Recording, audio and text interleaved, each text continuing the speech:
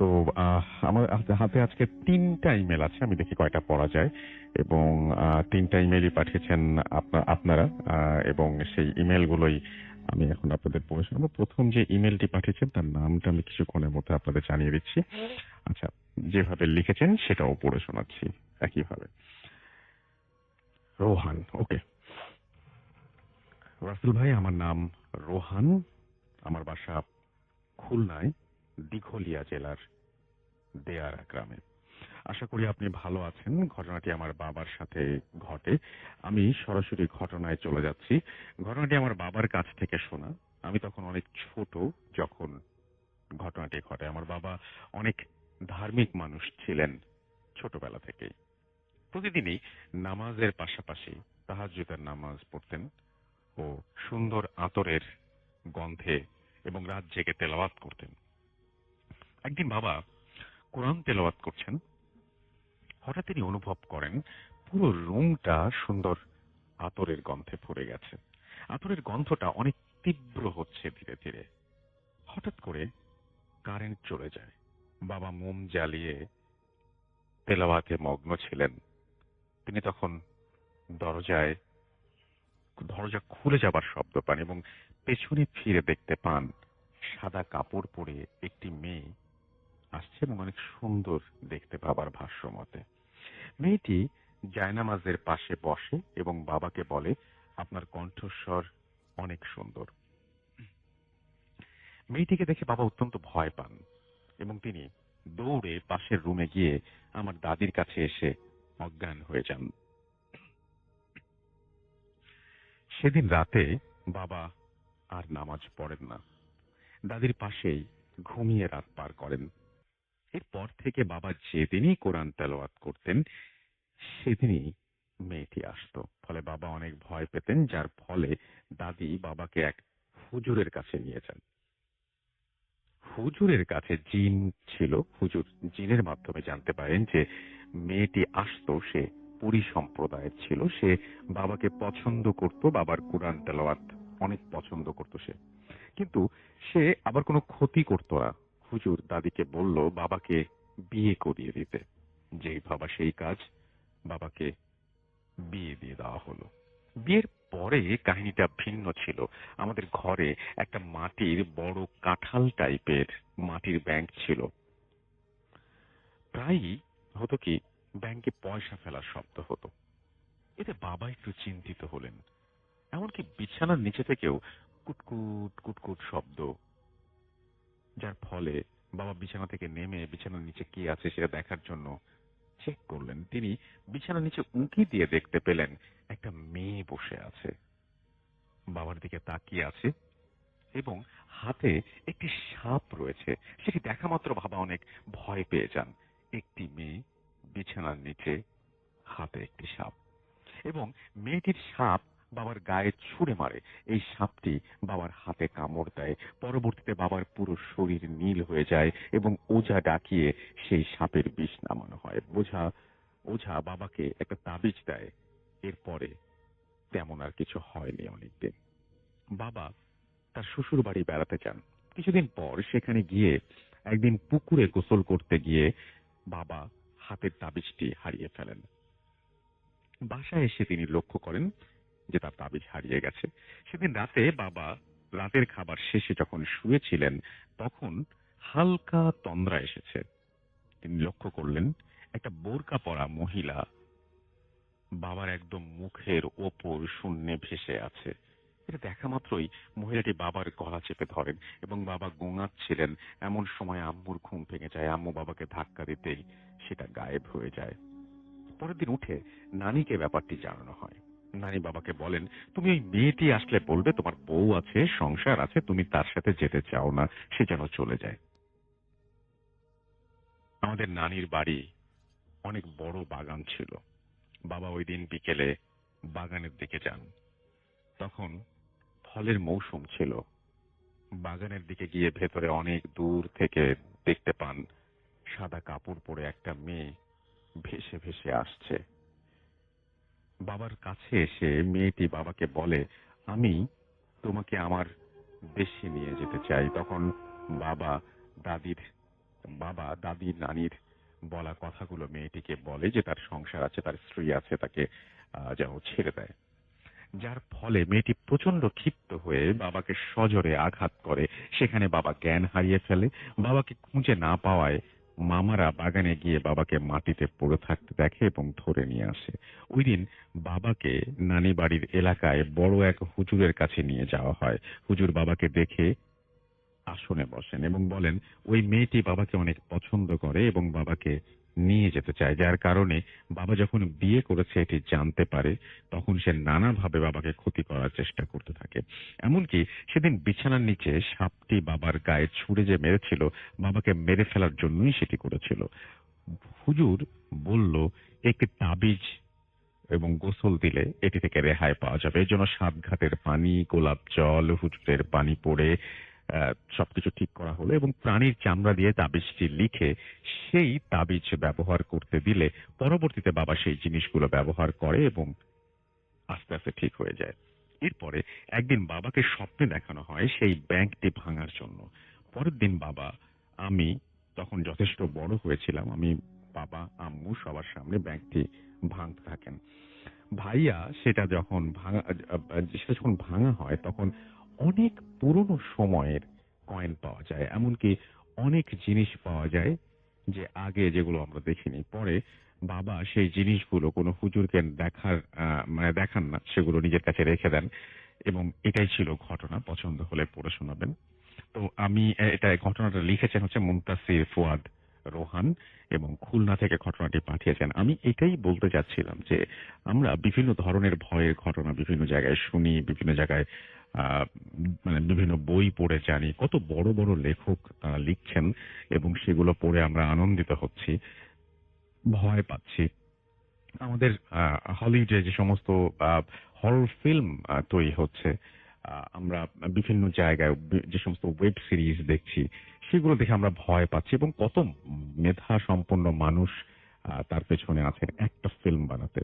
আর আমাদের এইখানে আমাদের বাংলা ভাষায়, আমাদের বাংলা সাহিত্যে ভয়ের গল্পের তো কোনো অভাব নেই, ভয়ের ঘটনারও কোনো অভাব নেই। এবং আমাদের বাঙালি একজন মানে যে কোনো একটা জায়গায়, যে কোনো জায়গা থেকে, এটা তো খুলনা, রাজশাহী, ঢাকা, চট্টগ্রাম, রংপুর, বরিশাল বা সিলেট নয়, যে কোনো প্রত্যন্ত অঞ্চলেও একজন মানুষ তার ঘটনা লিখে পাঠিয়ে, খুব স্বাভাবিকভাবে লিখে পাঠিয়ে ভয় ধরিয়ে দিচ্ছেন। গত ৯ বছর ধরে, ৯ বছরের বেশি সময় ধরে আমরা এই মানে ব্যাপারগুলো ঘটতে দেখেছি এবং আমি খুবই মানে I am proud of you, আপনারা যারা ঘটনা পাঠান তাদের জন্য।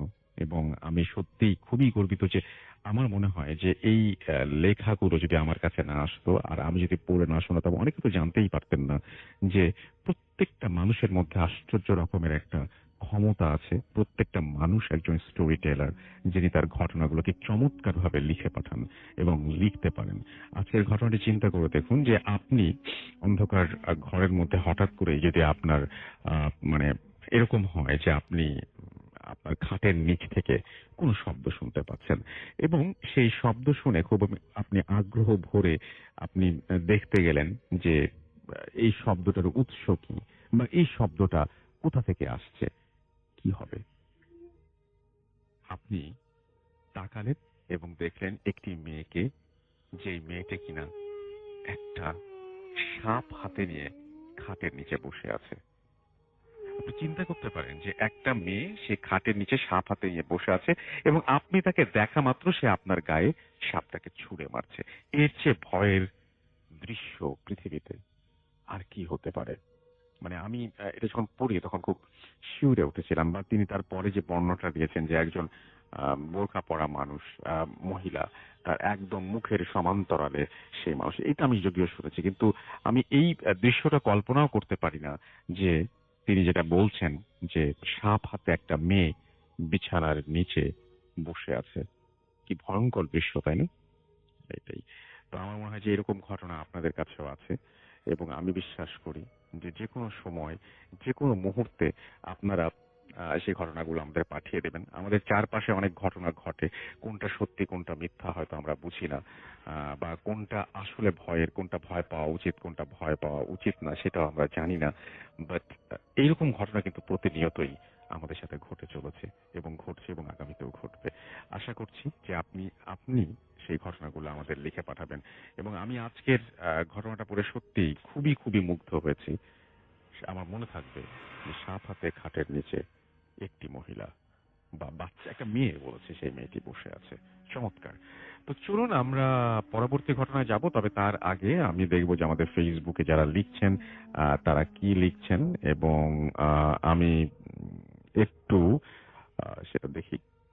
আমাদের যে ভূত এফএমের যে পেজটা রয়েছে সেই পেজে অনেকেই অনেক কিছু আমাদেরকে লিখছেন, এবং আমাদের এই পেজের অ্যাড্রেস হচ্ছে www.facebook.com/radio.bhutfm.russell, এবং আমাদের যে পেজটা, এই পেজটাতে আমাদের আজকের যে পোস্টটা, সেই পোস্টটা আমি কেন যেন এখনো দেখতে পাচ্ছি না, কিন্তু এটা পোস্ট করা হয়েছিল। আচ্ছা, আমি না হলে আরো একবার করে দিব। আমাদের যে রেডিও ফুর্তি যে পেজটা, সেখান থেকে বরং আমি কিছু মেসেজ আপনাদের পড়ি, কিন্তু আমি আজকে এখানে পোস্ট করেছিলাম। আমি আরেকবার চেক করে দেখে নিব যে কেন পোস্টটা হলো না, এবং কিছুক্ষণের মধ্যে আমি সেটা ঠিক করে দিচ্ছি। তো আমাদের এইখানে আজকের যে পোস্ট, সেইখানে আমি দেখতে পাচ্ছি যে অনেকেই লিখছেন যে আজকে ঘূর্ণিঝড়ের জন্য খুব টেনশন হচ্ছে, কেননা আমার বাড়ি বরগুনা জেলায়, এবং তার অনেক কথা মনে পড়ে যাচ্ছে। আমার মনে হয় যে আমরা মানে সবাই আপনাদের জন্য দোয়া করছি, এবং আশা করছি যে খারাপ কিছু ইনশাল্লাহ হবে না। তবে সবাই সতর্ক থাকবেন। 5 জন কক্সবাজার সবার, এবং সবাই শুনছেন, আমাদের সঙ্গে আছেন দেখতে পাচ্ছি। এছাড়াও পার্থ, এছাড়া আমাদের সাথে আছেন ময়মনসিং থেকে, আমাদের সাথে আছেন দেখতে পাচ্ছি। আচ্ছা, নীল আশা আমাদের সাথে আছেন, আমাদের সাথে আছেন দেখতে পাচ্ছি সিয়াম সহ আরো অনেকে। এছাড়াও মিরপুর থেকে আছেন আমাদের সঙ্গে ইয়ামিন এলান, আছেন ইফান আহমেদ ইমরান সহ আরো অনেকে। আমি মেসেজগুলো আরেকটু পরে পড়বো। আমি দেখেছি কেন পোস্টটা হলো না। আমি চলে যাচ্ছি আমাদের পরবর্তী ঘটনায়, আমাদের প্রথম অতিথির কাছে। এবং আপনি যে আজকে ঘটনাটা শেয়ার করেছেন তা আমি পড়ার পরে আপনাদের সবাইকে বলি, আমি পড়ার পরে কমপক্ষে 10 মিনিট চুপ করে বসেছিলাম যে এরকম জিনিসও হচ্ছে, এরকম জিনিসও হয়। যে ঘটনাটা শেয়ার করবো সেই ঘটনা 2015 সালের জানুয়ারি মাসের রাত, তখন 1টা কি 2টা হবে। জাহিদ ভাই হেলান দিয়ে আতশোয়া অবস্থায় বসে বসে কি জানি চিন্তা করছিল। এমন সময় এক পরিচিত জনের ফোন আসে। উনি বলেন যে ওনার এক আত্মীয়র বাড়িতে সমস্যা হচ্ছে, বেশ সমস্যা। উনি যেন কারণটা খুঁজে বের করে এবং সে কি আসতে পারবে কিনা। তো তিনি বলে যে ঠিক আছে আমি যাব, তো মাগরিবের নামাজের পরে যাব। সেদিন রাতে 1টা 2টার দিকে সময় বলে। তো পরদিন ওই বাড়িতে যায়, এবং ওই বাড়িটা হচ্ছে উত্তরার কোন একটা সেক্টরের মসজিদের পাশে। তিনি বুঝতে পারে যদি কোনো সমস্যা থাকে, এবং আমি আগেও বলেছি সে বোঝার মতো একটা মানুষ। সেই বাড়িতে প্রবেশ করার পর তার পুরো শরীর গোলাচ্ছিল এবং বমি আসবে এমন লাগছিল। তো ওই সময় একটা মহিলা আসে ড্রয়িং রুমে। ওনার নাম তিনি মনে করতে পারছিলেন না। তো ওনার সাথে তার আলাপ আলোচনা শুরু হয়। উনি পরিচয় দেন, উনি কি করেন, উনি সবকিছু বলছেন। ডিটেলসে কথা বলার সময় হঠাৎ করে 30 বছর বয়সে একটা পুরুষ ড্রয়িং রুমে আসে। ড্রয়িং রুমে এসে সোফার উপর পা তুলে বসে, এবং ওই মহিলা যে কথা বলছিল ওই ওনার আচরণে বিরক্ত, ওই লোকটা খুব বিরক্তিকর একটা আচরণ করছিল। তো ওনার আচরণে বিরক্ত হয়ে হঠাৎ করে কথা বলতে যায়, এমন সময় ঠাস করে ওই লোকটার সামনে থাকা টেবিলটা সজোরে একটা লাথি মারে এবং দৌড় দিয়ে চলে যায়। উনি খুব অবাক হয়ে গেল, এবং সেই সময় ওই ভদ্রমহিলা আত্মচিৎকার করে ওঠে, এবং ভয়ের চাপে উনি জাহিদ ভাইয়ের পা ধরে এসে হাঁপাতে থাকে যে ঘরে থাকা আত্মীয় স্বজনরা ওই ওনার চিৎকার শুনে চলে আসে। বাট ভদ্রমহিলা কান্না শুরু করে দেয়, এবং এত কিছুর মাঝে জাহিদ ভাই কিং কর্তব্য বিমূঢ় হয়ে দাঁড়ায় থাকে এবং কি বলবে বুঝে উঠতে পারতেছে না। হঠাৎ করে আপনার পায়ের সামনে যদি কেউ আপনার পায়ের সামনে পড়ে বসে এবং কান্না করতে থাকে, আপনি কি করবেন? উনি কাঁদতে কাঁদতে চিৎকার করে বলে যে এগুলা হইতেছে, দেখেন এগুলা হইতেছে আমাদের সাথে, আমার ছেলেটারে খাইছে, এখন আমাদেরকে খাবে, আমাদের জীবনটা তছনছ হয়ে গেছে ভাই, আমাদেরকেও মেরে ফেলবে। এইভাবে প্রলাপ করছিল, এবং সাথে সাথে উনি বেহুশ হয়ে যায়। আর জাহিদ ভাই একদম অপ্রস্তুত, কি করবে, এই মহিলা বেহুশ হয়ে গেছে। তো ওই আত্মীয় স্বজনরা এসে ওই মহিলাটাকে অন্য রুমে নিয়ে যায়। তো তার মামা ওই রুম ভেতর থেকে আসে এবং ভাইরে আরেকটা রুমে নিয়ে যায়। নিয়ে যায় বলে আগাগোড়া সব বলে, এবং বলে যে 2-3 মাস আগে ওনারা একবার গ্রামে গিয়েছিল এবং সপরিবারে, সেটা বগুড়াতে।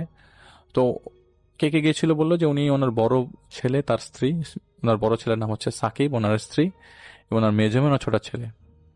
তো একদিন মাগরিবের পর ওই ওনার বড় ছেলে বাসায় আসে এবং এসে না ঘুমায় পড়ে। তো রাতে তার স্ত্রী, তার মা খাবার খেতে ডাকার পরও তিনি আসে না। সেভাবে পুরা রাত এবং পরের দিন জোহর পর্যন্ত কেটে যায়। কি ব্যাপার, তার ঘুম তো ভাঙে না।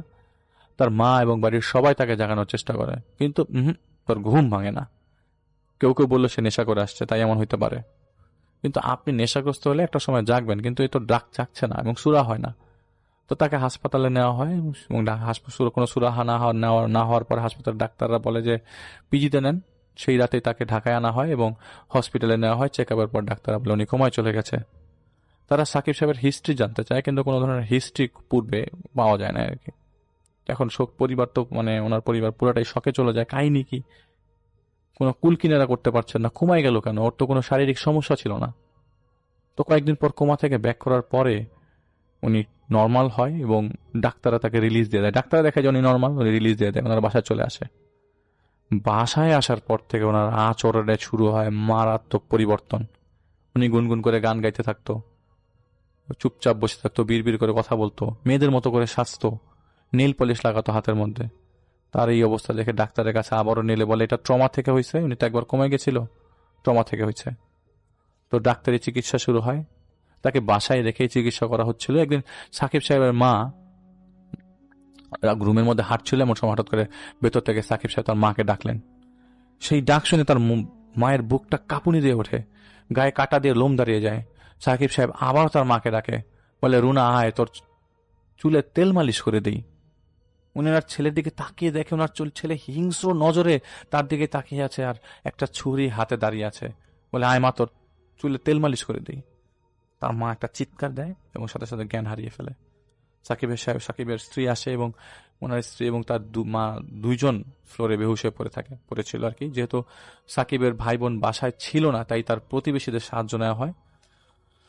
তো পরে আর সাকিব সাহেবের হুঁশ আসে না এবং ওনার মার হুঁশ আসার পর সাকিব সাহেবের মামাকে তিনি ফোন দেয় এবং বলে সাকিব তো আমি রুমের ভিতর দিয়ে হাঁটতেছিলাম, হঠাৎ করে হুবহু আম্মার কণ্ঠে সে আমার ডাকলো, মানে সাকিব সাহেবের নানির কণ্ঠে তাকে ডাকলো। যেভাবে তার মা তাকে ছোটবেলায় ডাকতো মাথায় তেল মালিশ করার জন্য, ঠিক সেরকম ভাবে হুবহু একই। ওনার ভাই বাসায় চলে আসে তাড়াহুড়া করে। সাকিব সাহেব তখনও বেহুশ। উনি সাকিব সাহেবকে ডাকলেন, ধাক্কা দিয়ে জাগাতে চাইলেন। হঠাৎ করে সাকিব সাহেবের শরীর থেকে মহিলা কণ্ঠে ভারী কণ্ঠে ভেসে আসে, সরে যায় এখান থেকে। এরপর সেই ঘুমন্ত অবস্থায় সে বসে, মানে চোখ বন্ধ করা অবস্থায় তার মামাকে উদ্দেশ্য করে বলে অনেকদিন রক্ত খাই না রে, অনেক দিনের ক্ষুধা, একটা একটা করে খাবো, যদি বাঁচতে চাস চলে যা, নইলে তোকেও খাবো। মামা এবার ভয় পেয়ে যায়, বুঝতে বাকি থাকলো না এটা ডাক্তারি সমস্যা না। এই কথাগুলো সাকিব সাহেব বলছিল বিছানা থেকে চোখ বন্ধ করে। তো ওই সময় একটা হুজুরকে ডেকে আনা হয়। উনি চেহারায় পানি পড়া ছিটায় দেয় এবং ছিটায় দেওয়ার পর সেই অবস্থায় সাকিব সাহেব মুখ ভেঙচি কাটে। হুজুর পানি না ছিটিয়ে আমল করছিল ওনার পাশে বসে, আর সেই নারী কণ্ঠে সাকিব সাহেবের মুখ থেকে অট্ট হাসি আসে। হুজুর তার সাথে কথা বলার চেষ্টা করে, কিন্তু সাকিব কোনোভাবেই তার সাথে কথা বলছিল না। তো সেই হুজুর চলে যায় এবং যাওয়ার সময় বলে এটা খুব পাওয়ারফুল জিনের আসর, আপনারা অন্য কারো সাহায্য নেন।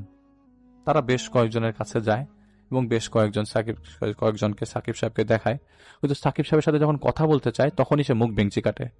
আর যারা আসতো, মানে মুখ ভেঙচি কাটার সময় যেসব ভাষায় কথা বলতো তারা হুবহু আত্মীয় স্বজনদের ভাষায় কথা বলতো এবং 2-3টে কথা বলতো। এর মধ্যে সাকিব সাহেবের মায়ের প্রতি রাতে একটা বাজে ঘটনা শুরু হয়। রাতে শোয়ার পর যখন গভীর ঘুমে নিমগ্ন থাকতো, উনি স্বপ্নে একটা জিনিস দেখতেন যে ওনার বড় ছেলে সাকিব তার মেয়েকে বা কখনো তার ছোট ছেলেকে তার চোখের সামনে জীবন্ত কেটে টুকরো টুকরো করে কাটছে, আর তারা যন্ত্রণায় তার মার দিকে অসহায় দৃষ্টিতে তাকিয়ে আছে এবং সাকিব সাহেব তাদের শরীরের কাটা অংশ নিয়ে কামড়াচ্ছে। আমার নিজেরই লোম দাঁড়িয়ে যাচ্ছে বলার সময়। এবং সাকিব সাহেব তার শরীরের কাটা অংশ কামড়াচ্ছে এবং তার মার দিকে বলছে কিরে খাবি, আয় একসাথে খাই। এই বিশ্রীর স্বপ্ন দেখে প্রতিদিন শেষ রাতের দিকে তার মার ঘুম ভাঙত এবং ঘুম ভাঙলে উনি দেখতেন কালো ছায়া একটা তার পায়ের সামনে দাঁড়িয়ে আছে এবং কয়েক সেকেন্ড পর তা মিশে যায়। সাকিব সাহেবের ভাই বোনরা সেম স্বপ্ন দেখতো। তাদের ভাই বোনদের সামনেও তার মাকে জীবন্ত কেটে টুকরো করে। তার ভাই বোনরা যখন স্বপ্ন দেখতো তখন দেখতো যে তার মাকে জীবন্ত কেটে টুকরো করছে এবং সেইভাবে একইভাবে মাংস কামড় নিয়ে তার ভাই বোনদের দিকে তাকিয়ে বলছে কিরে খাবি, আয় একসাথে খাই। কিন্তু এদিক থেকে সাকিব সাহেবের স্ত্রীর কোনো সমস্যা হচ্ছিল না, উনি ভালোই ছিলেন। তো সাকিব সাহেব স্বাভাবিক খাবার খেতেন না। রাতে সবাই যখন ঘুমায় যেত তখন ফ্রিজে রাখা কাঁচা মাছ, মাংস, ডিম খেয়ে ফেলতো। সকালে ফ্রিজ খুঁজলে সেগুলো আর খুঁজে পাওয়া যেত না। একটা পর্যায়ে না পেরে ওনাকে শেকল দিয়ে বেঁধে ঘরে রাখা হলো, এবং যাতে উনি কোনো কিছু ভাঙচুর করতে না পারে। কারণ মাঝে মাঝে উনি কোনো না কোনো জিনিস ভাঙচুর করতো, এবং সেটা করতো ঘুমন্ত অবস্থায়, চোখ বন্ধ করা অবস্থায়। আমি আগেও বলেছি, উনি যা কিছুই করতো তার সবই চোখ বন্ধ করা অবস্থায়। তো জাহিদ ভাই কথাগুলো শুনলো, এবং ওই ভদ্র মহিলার হুঁশ তখন ফিরে, উনি স্বাভাবিক হয়, এবং ওনার সাথে সেই স্বপ্নের কথা তিনি তাকে ওনার স্বপ্নের কথা জাহিদ ভাইকে বলে। তো জাহিদ ভাই বলে, ঠিক আছে, আমি আজকে আসি, আমি কালকে আবার আসবো। তো তখন সাকিব সাহেবের মামা বললো যে, আপনি কি একটু সাকিবকে দেখবেন? তো ওই ভাই, জাহিদ ভাই বলে, আমি তো দেখলাম ওনাকে একটু আগে সামনে তো আমার সামনে আসলো, ড্রয়িং রুমে আসলো, লাথি দিয়ে টেবিল ভেঙে চলে গেল। এটা শুনেই ঘরে থাকা সবাই তার দিকে তাকালো। তার মামা বলে, কি বলেন ভাই, ও তো শেকলে বাঁধা, আর ওকে তো ঘরবন্দি করে রাখা। ওর ঘর তো বাইরে থেকে লক করো, কিভাবে আসবে? আর টেবিল তো না, এর আগেও অনেক কিছু দেখা যায় যে ভেঙে যাচ্ছে আর আমাদের সামনে। এটা বলে ওনার ঘরটা তার মামা তাকে দেখায়। তো জাহিদ ভাই আর কিছু ভাবতে চায় নাই। তিনি চলে আসার সময় চলে আসার সময় দরজা ক্রস করে, এমন সময় সাকিব ভাইয়ের মা তার হাতটা ধরে বলে, ধরে বলতেই কেঁদে ফেলে আর কি। উনি কিছু বলতে পারছিল না। তো জাহিদ ভাই সেদিন সান্ত্বনা দিয়ে ওই বাড়িটা ত্যাগ করে। তো উনি সবসময় এশার নামাজটা একটু দেরি করে পড়ে। আর সেদিন সাকিব সাহেবের মায়ের কান্নাটা তার কাছে খুব খারাপ লাগছিল। তো রাতের বেলা তিনি তাহাজ্জুদ পড়ে তার সেই জিনকে স্মরণ করে। তিনি আসার পর প্রথমেই জিজ্ঞেস করে, তুমি কোথায় গিয়েছিলে? জিজ্ঞেস করলেন। সাথে সাথে তিনি বলেন যে, আমি এই জায়গায় গিয়েছিলাম, এই ঘটনা। তো জানতে চাই সাকিবের কি হয়েছে, কেন উনি এমন করছে, আপনি একটু বলেন তো। উনি আমাকে বলেন, অপেক্ষা করো। তার মানে উনি জাহিদ সাহেবকে বলেন যে অপেক্ষা করো, বলে উনি চলে যায়। সেই জিনটা চলে যায়। কিছুক্ষণ পরে সেই জিনটা আসে। আর যেহেতু যাচ্ছ ওদের বাড়িতে, তাই যা যা দেখবে, যা যা বুঝবে, তা তাদের কাউকে বুঝতে দিবে না। এটা তাকে বলছে, সাথে সাথে চলে আসবা। কিন্তু এই কথাটা মনে রেখো, তুমি সাকিবকে আয়নার সামনে রাখবা। এরপর তিনি জাহিদ ভাইকে মোমবাতি দেয় 5টা। বলে, এই বাতিগুলো ওই পরিবারের 5 জনের নাম লিখে আয়নার সামনে জ্বালাই দিবা। মোম জ্বালানোর সময় তুমি তাদের সবাইকে এক জায়গায় একত্র করবা, এবং তাদের 5 জনের প্রতিফলন আয়নায় দেখবা। বাকিটা তুমি নিজে নিজে বুঝে যাবা। আরো কিছু ব্যাপারে শিখিয়ে দেয়। তিনি চলে যাওয়ার সময় বলে, এই কথাটা মনে রেখো, ফুলবানু কিন্তু বেলি ফুলের গন্ধ সহ্য করতে পারে না। তো ওনার কাছে, জিনের কাছে জাহিদ ভাই জিনিসটার বিষয় জানতে চায়। বলে, কথাটা তুমি মনে রাখবা, উত্তর তুমি পেয়ে যাবা। এটা বলে উনি বিদায় নিয়ে চলে যায়। তো সেদিন মাগরিবের নামাজ পড়ে তাদের বাসায় চলে যাওয়া হয়। তখন ঘরে তাদের অনেক আত্মীয় স্বজন ছিল, সাকিবের মামারা এবং তাদের পরিবার। তো জাহিদ ভাই এত লোক দেখে অবাক হয় নাই, বরং তার মাথায় কেবল একটা জিনিস ঘুরছে, ফুলবানু কিন্তু বেলি ফুলের গন্ধ সহ্য করতে পারে না। তাই তিনি আসার আগে একটা বেলি ফুলের মালা ছিঁড়ে তার পকেটে নিয়ে আসছিল, এই আশায় যে এই ফুলের গন্ধতে কিছু না কিছু একটা হবেই। তিনি পুরো ফ্ল্যাট অন্ধকার করে দেয়। তাদের পরিবারের 5 জনের নাম লেখা হয় 5টা মোমবাতিতে, এবং আয়নার সামনে রাখা হয়। তো ওই বাইরে থেকে স্ট্রিট ল্যাম্পের আলো আসছিল, তাই আবছা আলোয় দেখা যাচ্ছিল সবকিছু। সাকিব সাহেব তখন উন্মত্ত হয়ে গেছে, হুমকি দিচ্ছে, কান্নাকাটি এবং দাপড়াচ্ছে। অনেক কষ্টে বেশ কজন মিলে তাকে সেই ঘরে আয়নার সামনে এনে অনেক কষ্টে তার আয়নার সামনে বসানো হলো। এবং এই জাহিদ ভাইয়ের কাছে কিছু আমল করা পানি ছিল, এবং সেটা তার উপরে ছিটায়। এই ছিটানোর পরপরই ওই লোকটা মাথা নিচু করে বসে পড়ে, সাকিব সাহেব।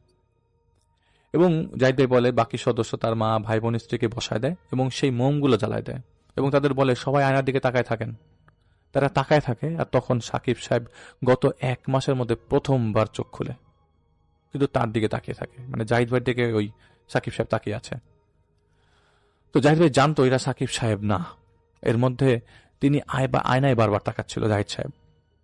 তো জাহিদ ভাই বারবার আয়নায় দেখছিল যে আয়নায় সাকিব সাহেবের স্ত্রী ছাড়া বাকি সবার মুখটা কেমন যেমন বিদঘুটে লাগছিল, এবং সাকিব সাহেবের চেহারার বদলে একজন কুৎসিত কালো মোটা ঠোঁটের একটা কালো শাল জড়ানো মহিলাগুলোর চোখ লাল, তাকে আয়নায় দেখা যাচ্ছিল। ও রাগ নিয়ে তিনি তার জাহিদ ভাইয়ের দিকে তাকিয়ে আছে। তো জাহিদ ভাইয়ের বুকটা ধক করে ওঠে। জাহিদ ভাই তার মা এবং তার পরিবারের দিকে তাকিয়ে দেখে সেভাবেই তাকিয়ে আছে তার আয়নার দিকে। তারা স্বাভাবিক ছিল, কিন্তু আয়নাতে তিনি তাদের অন্যভাবেই দেখছিল। তো জাহিদ ভাই হঠাৎ করে কি মনে করে যেন বেলি ফুলের মালাটা সাকিব সাকিব ভাইয়ের মুখে ছুঁড়ে মারে, আর তখনই মোমগুলো ধূপ করে নিভে যায়। জাহিদ ভাই ঘরে আলো জ্বালায় এবং মোমগুলো হাতে নেয়। মোমগুলো হাতে নিয়ে দেখে একটা মোম ছাড়া বাকি সবগুলো মোম ভেঙে গেছে। আর যে মোমটা ভাঙেনি সেই মোমটা হতো সাকিব সাহেবের স্ত্রীর, যেটা সাকিব সাহেবের স্ত্রীর নাম লেখা ছিল।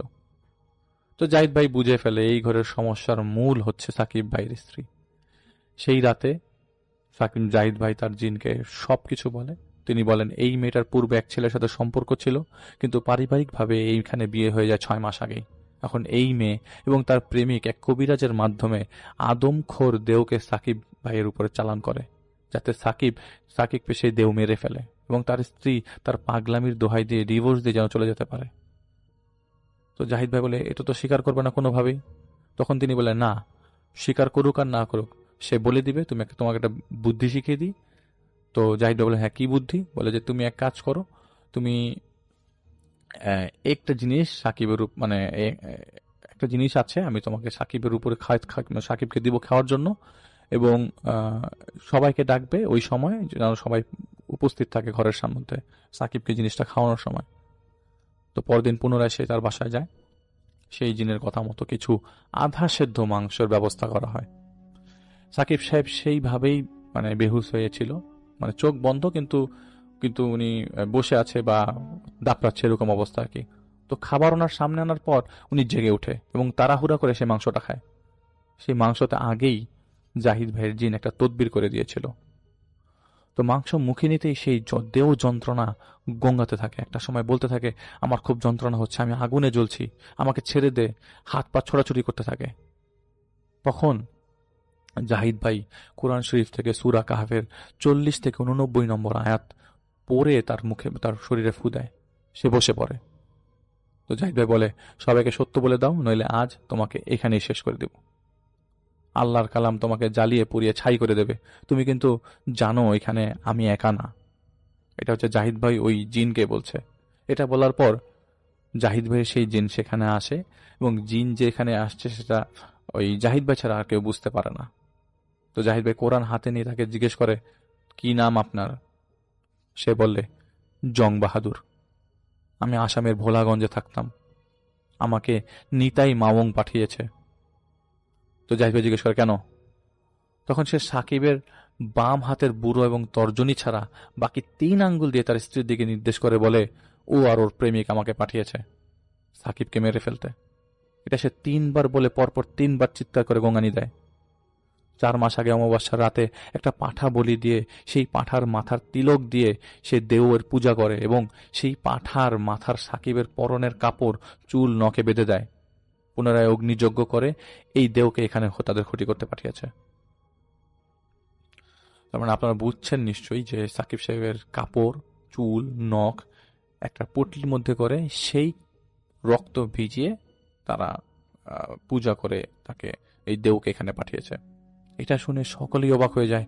ওই সময় তার স্ত্রী অনেকক্ষণ ব্যাপক জিজ্ঞাসাবাদ করার পর স্বীকার করে নেয়। ওই স্ত্রী বলে তার প্রেমিক যেভাবে বলেছেন তিনি সেভাবে করেছেন, এবং সাকিবের মায়ের কাছে ক্ষমা চান। কিন্তু এত কিছু ঘোরের মধ্যেও সবাই বোকার মতো সবকিছু শুনছিল। এই মেয়েরা যে এত বড় দোষ করলো তখন এই জিনিসগুলো আর তার মাথায় নেই। তারা সবাই দেখছে যে সামনে কি হচ্ছে। তো জাহিদ ভাই দেওকে বলে, ওই দেও মানে যে দেওকে বলে যে সাকিব এবং তার পরিবারকে ছেড়ে চলে যেতে হবে, নইলে ছাই হতে হবে। সে বলে সে চলে যাবে যদি সেই অগ্নিযজ্ঞ করা পাঠার মাথার সেই পুটলিটা ফেরত দেয়। কারণ এই পুটলির মধ্যে হচ্ছে এই দেওটা বন্দী। তো জাহিদ ভাই জিজ্ঞেস করে পুটলিটা কোথায়? সে বলে সাকিবের বউয়ের কাছে। তখন সাকিবের মামার মানে সাকিবের বউকে ভয় দেখায়, এবং সাথে সাথে সে বলে যে পুটলিটা আমি তো বাথরুমের ফ্ল্যাশের ট্যাঙ্কের ভিতরে রাখছি। তখন তাকে দিয়ে সেই পুটলি বের করা হয়, এবং দেওর কথা মতো সেই পুটলি বাড়ির ছাদের গেটের সামনে রেখে আসা হয়। তার কিছুক্ষণ পর সাকিব ভাই বেহুশ হয়ে যায়। তখন সেই বাড়িতে থাকা ওই জাহিদ ভাইয়ের জিন সাকিবের পাশে এসে দাঁড়ায় এবং সাকিব ভাইকে ফু দেয়, এবং ফু দিলে তিনি জেগে ওঠে। এবং এই যে ফু দেয় সাকিব সাহেবের জিন, এটা কিন্তু শুধু সাকিব জাহিদ ভাই দেখছিল, জাহিদ ভাইয়ের জিন আর কি সাকিবকে যে সে ফু দিচ্ছে শুধু জাহিদ ভাই দেখছিল, কেউ দেখছিল না। তো সাকিব সাহেবের উপর থেকে সব সমস্যা আল্লাহর মতো এর পর থেকে শেষ হয়ে যায়। বাস্তবতা অনেক কঠিন, আসলেই কঠিন। কারো ক্ষতি করে তার মানে বসবাস করা যায় না। তাই সবকিছু ধরা পড়ার পরে সাকিব সাহেবের মামারা, মা, আত্মীয় স্বজনরা সবাই মিলে সাকিব সাহেবের স্ত্রীকে বের করে দেয় এবং 1 মাসের মধ্যে তাদের ছাড়াছাড়ি হয়ে যায়। সাকিব সাহেবের পুরোপুরি সুস্থ হতে 8 মাস সময় লাগে এবং 2017-তে তিনি পুনরায় বিয়ে করে সাউথ আফ্রিকাতে সেটেল ডাউন হয়ে যায়। তো লিসেনার ঘটনা এখানেই শেষ। তো আমি একটা জিনিস ক্লিয়ার করতে চাই, দেহ হচ্ছে এমন একটা প্রজাতি যারা মূলত জানোয়ারের স্বভাবের হয়। এরা মানুষকে মেরে ফেলে একা পেলে, এমনকি তাদের লাশকে তারা খেয়ে ফেলতে চায়। মূলত শ্মশানের আশেপাশে এবং গভীর জঙ্গলেরা থাকে। তো আমাকে বলেছে যে আমি সাকিব সাহেবের নাম নিতে পারি, সমস্যা হবো না, কিন্তু আহ, জাহিদ ভাইয়ের নামটা আমি নিতে পারছি না, এটা একটা ছদ্মনামই থাকছে। তো আমি ঘটনা, জাহিদ ভাই আপনার ঘটনা আমি সবসময় সিলেক্ট করি, আপনার ঘটনা সবসময় সিলেক্ট করার মতো। আশা করছি লিসেনারদের আমার এই প্রথম স্টোরিটা ভালো লেগেছে। Thank you very much. আমি চলে যাচ্ছি আপনার সাথে ঘটনায়, এবং আপনার নামটা কি একটু বলবেন, কোথা থেকে এসেছেন সেটা আপনিই বলেন, তারপর আপনার ঘটনায় যাই। থ্যাংক ইউ রিসেল ভাই, থ্যাংক ইউ রাসেল ভাই, সরি। আমি মোহাম্মদ শাহরিয়ার হোসেন, আমি এসছি গাজীপুর থেকে। আমি সরাসরি আমার ঘটনায় চলে যাচ্ছি। আমার ঘটনাটা আমার নিজের সাথেই ঘটা, আজ থেকে আরো প্রায় 2 বছর আগে। সময়টা ছিল 2017 সাল। আমি তখন ক্লাস 10-এ পড়ি। তো আমরা 4-5টা ফ্রেন্ড, আমরা একটা টিচারের কাছে প্রাইভেট পড়তাম। সেইখানে আমরা যে 5জন ফ্রেন্ড ছিলাম, তার মধ্যে ছিল 2জন মেয়ে আর ছিল 3জন ছেলে। তো একদিন আমাদের স্যার একটু লেট করে আসার কারণে আমরা সব ফ্রেন্ড মিলে আড্ডা দিচ্ছিলাম। তো তার মধ্যে একটা মেয়ে ছিল, মেয়েটার নাম ঈশা। মেয়েটা বলতেছিল যে ও নাকি কিছু একটা ফিল করে, যে ওর আশেপাশে কেউ আছে, ও মাঝে মধ্যে চিল্লানোর আওয়াজ পায়, বা এরকম যে ওর বাসার উপরের তালা, যেটা অনেকদিন যাবত বন্ধ পড়েছিল, সেইখানে হয়তো মানে কোনো ফ্যামিলি মেম্বার এখনো আছে, সেখানে বাচ্চার দৌড়াদৌড়ি, ফ্যামিলির নয়েজ, এক্সেট্রা এক্সেট্রা সে শুনতে পায়। কিন্তু সে পরের দিন সকালবেলা উঠে যখন তার মাকে যখন সব ঘটনা বললে পরে তার মা বলে যে না, তার মা কিছু শোনে না, ইনফ্যাক্ট তার বাবাও কিছু শোনেনি। পুরো বিল্ডিং এর কেউ কিছু শোনে না, শুধুমাত্র ওই সব সময় শোনে। তো তখন আমাদের বলেছিল যে, আমরা যখন জিজ্ঞাসা করছিলাম যে উপরের রুমটা কি জন্য বন্ধ, তখন সে বলেছিল যে তার উপরের রুমটা বন্ধ কারণ তাদের ওই রুমে প্রায় আরো 2 বছর আগে, আই মিন 2015 বা 16 সালের দিকে, হয়তো ওই রুমে কেউ একজন, কোনো একটা মেয়ে সুইসাইড করছিল ফাঁস নিয়ে। তো যার কারণে তারপর থেকে ওই রুমে আর কাউকে উঠতে দেওয়া হয় না, ওই রুম সবসময় অফ থাকে। তো আমি আর আমার বেস্ট ফ্রেন্ড মোনায়েম, আমরা দুজন ওইটা নিয়ে অনেক মজা নিলাম। আমরা দুজন বললাম যে না, এগুলা কিছু না, তুই আমাদের ভয় পাওয়ানোর জন্য এগুলো বলতেছিস, এক্সেট্রা এক্সেট্রা, অনেক মজা নিলাম। তখন ও বললো যে ঠিক আছে, তাহলে তোরা যদি এগুলো দেখতে চাস, একদিন আমার বাসায় থাক, আমার বাসায় থাকলে তোরা বুঝতে পারবি, তোরা জিনিসটা হয়তো তোরাও ফিল করতে পারবি। তো তখন আমি আর মোনায়েম দুইজনে চিন্তা করলাম যে কি করা যায়, ওরা বললাম যে ঠিক আছে, তাহলে একদিন থাকি। তো বিষয়টা, এই ঘটনাটাও আবার আমাদের একটা বড় ভাই আরাফাত হোসেন হৃদয় ভাই, ওনার সাথেও শেয়ার করলাম। তো উনিও বললো যে ঠিক আছে, সমস্যা নেই, তোমরা একদিন গিয়ে থাকো, থেকে দেখো কি হয়। পরে আমি আর মোনায়েম একদিন একটা ডেট ঠিক করলাম যে আমরা একদিন যাব, এখানে গিয়ে তারপর থাকবো। আমাদের ফ্রেন্ড ঈশাকেও আমরা বললাম যে আমরা অমুক দিন আসতেছি। তো আমরা দুজনই আমাদের বাসায় কিছু জানাইনি, কিছু না জানাই জাস্ট এমনিতেই নর্মালি আমরা বলছি যে আমরা বাইরে থাকবো। তো সেই রিজনটা নিয়ে আমরা ওখান থেকে এসে আমাদের ফ্রেন্ডের বাসায় আসছি। তো তার আগে আমরা আবার ঈশাকে বলে রাখছিলাম, আমি আর মোনায়েম, যে আমরা দুজন ওই রুমটাতেই থাকবো যে রুমটাতে তালা বন্ধ করা আছে, যে মেয়েটা সুইসাইড করছিল। আমরা বলছিলাম ওইটা হচ্ছে ঈশাদের নিজস্ব বাসা। দ্যাটস আমি বলছিলাম যে ওর বাবার থেকে যাতে যেভাবে হোক চাবিটা কালেক্ট করে আমাদেরকে দেয়, আমরা ওইখানে থাকবো। তো আমরা রাত্রে 10টা 10:30টার দিকে আমি আর মোনায়েম দুজনেই আমাদের ফোন, সাথে একটা টর্চ লাইট, কিছু খাবার, এক্সেট্রা এক্সেট্রা সবকিছু নিয়ে আমরা রুমের মধ্যে গেলাম। তালা খুলে আমরা রুমের মধ্যে গেলাম। অনেকদিন রুমের মধ্যে, রুমটা বন্ধ থাকার কারণে রুমের মধ্যে অনেক ময়লা ছিল, সেগুলো মোটামুটি নিজেদের কাছে যেগুলো ছিল, মানে যন্ত্রপাতি ছিল আমাদের, সেগুলো দিয়ে আমরা ক্লিয়ার করলাম। ক্লিয়ার করার পর আমরা ওখানে একটা শোয়ার জন্য একটা করলাম যে আমরা এখানে রাত্রে শুয়ে তারপর কাটাবো। তো নিচে থেকে আমরা একটা লাইট আনছিলাম, যাতে লাইটটা চালায় আমরা কিছুক্ষণ থাকতে পারি। আর একটা টেবিল ফ্যান আনছিলাম আমাদের ঈশার বাসার থেকে, ফ্রেন্ড যে ঈশা, ওর বাসার থেকে। তো তারপর আমরা সেখানে আমি আর মোনায়েম রাত্রেবেলায় দুজন গল্প করি। গল্প করতে করতে করতে করতে দুজন বিভিন্ন ধরনের কথা বলতে বলতে ফোনে ইউটিউব নেট চালাইতে চালাইতে প্রায় 2টা বাজে। তখন আমি আর মোনায়েম চিন্তা করি যে রাত প্রায় 2টা বাজে, তো এখন ঘুমানো উচিত, কারণ পরের দিন আবার স্কুল আছে, স্কুলে যাইতে হবে। স্কুল তো মিস দেওয়া যাবে না। পরে আমি আর মোনায়েম দুজন ঘুমানোর জন্য রেডি হচ্ছি, এমন সময় হঠাৎ করে আমাদের রুমের লাইট জ্বালানো ছিল, হঠাৎ করে রুমের লাইট অফ হয়ে গেল, আমাদের যে টেবিল ফ্যানটা চলতেছিল টেবিল ফ্যান অফ হয়ে গেল। তো দুজন একটু চিন্তার মধ্যে বললাম, তারপর আবার চিন্তা করলাম যে না, লোডশেডিং স্বাভাবিক, এটা হইতেই পারে, এটা ব্যাপার না। পরে দুজনে মোবাইলে ফ্ল্যাশ জ্বালানোর চেষ্টা করলাম। যখন ফ্ল্যাশ জ্বালানোর জন্য আমরা ফোনটা অন করি, দুইজনের একজনের ফোনেও তখন টোটালি চার্জ ছিল না। যেখানে আমরা 5 মিনিট আগেও দেখলাম যে আমার ফোনে 70% চার্জ আছে আর মুনাইমের ফোনে 80% চার্জ আছে, তারপরেও সেখানে আমরা পরে দেখতে পাই যে আমাদের ফোন অন হচ্ছে না। তো একটু চিন্তার মধ্যে পড়লাম। তারপরে যখন আমাদের সাথে যে টর্চটা ছিল, সেই টর্চটা অন করার জন্য আমরা যখন টর্চটা অন করি, সেটা অন হচ্ছে না। তখন আরো বেশি আমাদের মধ্যে একটা ভয় কাজ করলো যে কি হচ্ছে আমাদের সাথে এটা। তো সাডেনলি আমরা এরকম করতে পারি যে আমরা দুইজন ছাড়াও হয়তো আমাদের রুমের মধ্যে আরো কেউ আছে। তখন পুরো রুম অন্ধকার, আমরা বুঝতে পারতেছি না কিছু, যে এখানে তো কোনো কিছু দেখাও যাচ্ছে না, আমাদের ফোন অফ, টর্চ অফ, আমরা কোনো কিছু দেখতেও পারতেছি না। এখানে যে কোনোভাবে দেখবো যে আমাদের এখানে কেউ আছে কিনা আমরা দেখতে পাচ্ছি না। তো আমরা আস্তে আস্তে জানালার দিকে যখন আসলাম, জানালার দিকে বাইরে তাকায় দেখি যে সব জায়গায় কারেন্ট আছে, সব জায়গায় ইলেকট্রিসিটি আছে, বাট আমাদের রুমটার মধ্যে লোডশেডিং। তখন হঠাৎ করে আমরা আবার এরকম সাউন্ড পাই যে আমরা যেই ইসে ছিলাম সেটা ছিল 6 তলা, তার উপরে হচ্ছে ছাদ। তো ওই বিল্ডিং এর ছাদে অনেকজন মানুষ একসাথে হাঁটাহাঁটি করতেছে।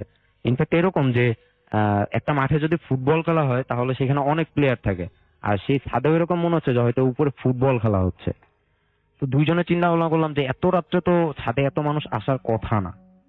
তারপরেও মোটামুটি একটা করলাম যে হয়তো আমাদের সাথে খারাপ কিছু হতে যাচ্ছে। তারপর আমরা যে রুমটা ছিলাম, আমাদের ফ্ল্যাটেই, আমাদের রুম থেকে পাশের রুম থেকে আমরা সাউন্ড পাই যে সেখানে কোনো একটা মহিলা তার মেয়েকে শাসন করতেছে, অনেক অনেক বকাঝকা করতেছে, কোনো একটা রিজনের কারণে অনেক বকাঝকা করতেছে। আমি আর মোনায়েম দুইজনের হাত ধরলাম, দুইজনের হাত ধরে পাশের রুমে যাওয়ার জন্য ট্রাই করলাম। গিয়ে দেখলাম কিছু নাই ওখানে, কিছুটা বাইরের থেকে আলো এসে কিছুটা দেখা যাচ্ছিল, তখন আমরা দেখলাম যে না, ওখানে কিচ্ছু নেই। তারপর সেইখান থেকে আমি আর মোনায়েম চিন্তা করলাম যে না, এখন আর এই রুমে থাকা যাবে না, যদি এখানে থাকি আমাদের সাথে আজকে রাত্রে হয়তো অনেক খারাপ কিছু হইতে পারে। তো বাইরে যাওয়ার জন্য ট্রাই করলাম। বাইরে যাওয়ার জন্য যখন ট্রাই করলাম তখন দেখলাম যে আমাদের যে মেন যে দরজাটা, সেটা কোনোভাবেই আমরা অন করতে পারতেছি না। আমরা যে খুলে যে বাইরে যাব, এটা কোনোভাবেই পসিবল হচ্ছে না। দরজা খোলা ট্রাই করলাম, জানালা খোলা ট্রাই করলাম, কোনোভাবেই কোনো জানালা বা দরজা, কোনো লক আমরা খুলতে পারতেছি না। তখন কি করব, দুইজনে চিন্তা ভাবনা করলাম। দুইজনে আবার আমরা আগে যেখানে বেড করছিলাম ওখানে কোনো মতে ফিরে এসে দুইজনে মিলে যতটুকু আমরা সূরা, তারপর হচ্ছে দুরূদ শরীফ, এক্সেট্রা আমরা যা জানতাম সবকিছু পড়া শুরু করলাম। দুইজনে পড়লাম। দুইজনে অনেকটা ঘাবড়ে গেছিলাম। ইনফ্যাক্ট দুইজন মানে রাতে সেই সময় অনেকটা ঠান্ডা পড়ে গেছিল। হয়তো সেই সময় 4টা থেকে 4:30 বাজে, এরকম আমাদের সাথে আরো হচ্ছে।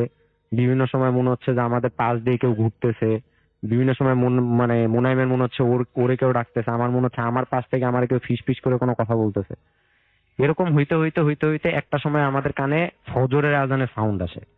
যখন আমাদের কানে ফজরের আজানের সাউন্ড আসে তখন চিন্তা করি যে না, এখন হয়তো আমরা কিছুটা সেফ, এখন আর কোনো মতেই রুমের মধ্যে থাকা যাবে না। তখন অনেক চেষ্টা করে, অনেক রুমে অনেক ধাক্কাধাক্কি করে, অনেক কিছু ট্রাই করে, অনেকক্ষণ ট্রাই করার পরে রুমের দরজাটা খুললো। যখন খুললো, আমি আর মুনাইম আমাদের দুইজনের ফোন আর টর্চটা নিয়ে একটা দৌড় দিই। এক দৌড় দিয়ে আমাদের ওই বাসার থেকে কিছুটা সামনে একটা মসজিদ ছিল, আমরা এক দৌড়ে মসজিদে যাই দুইজনেই।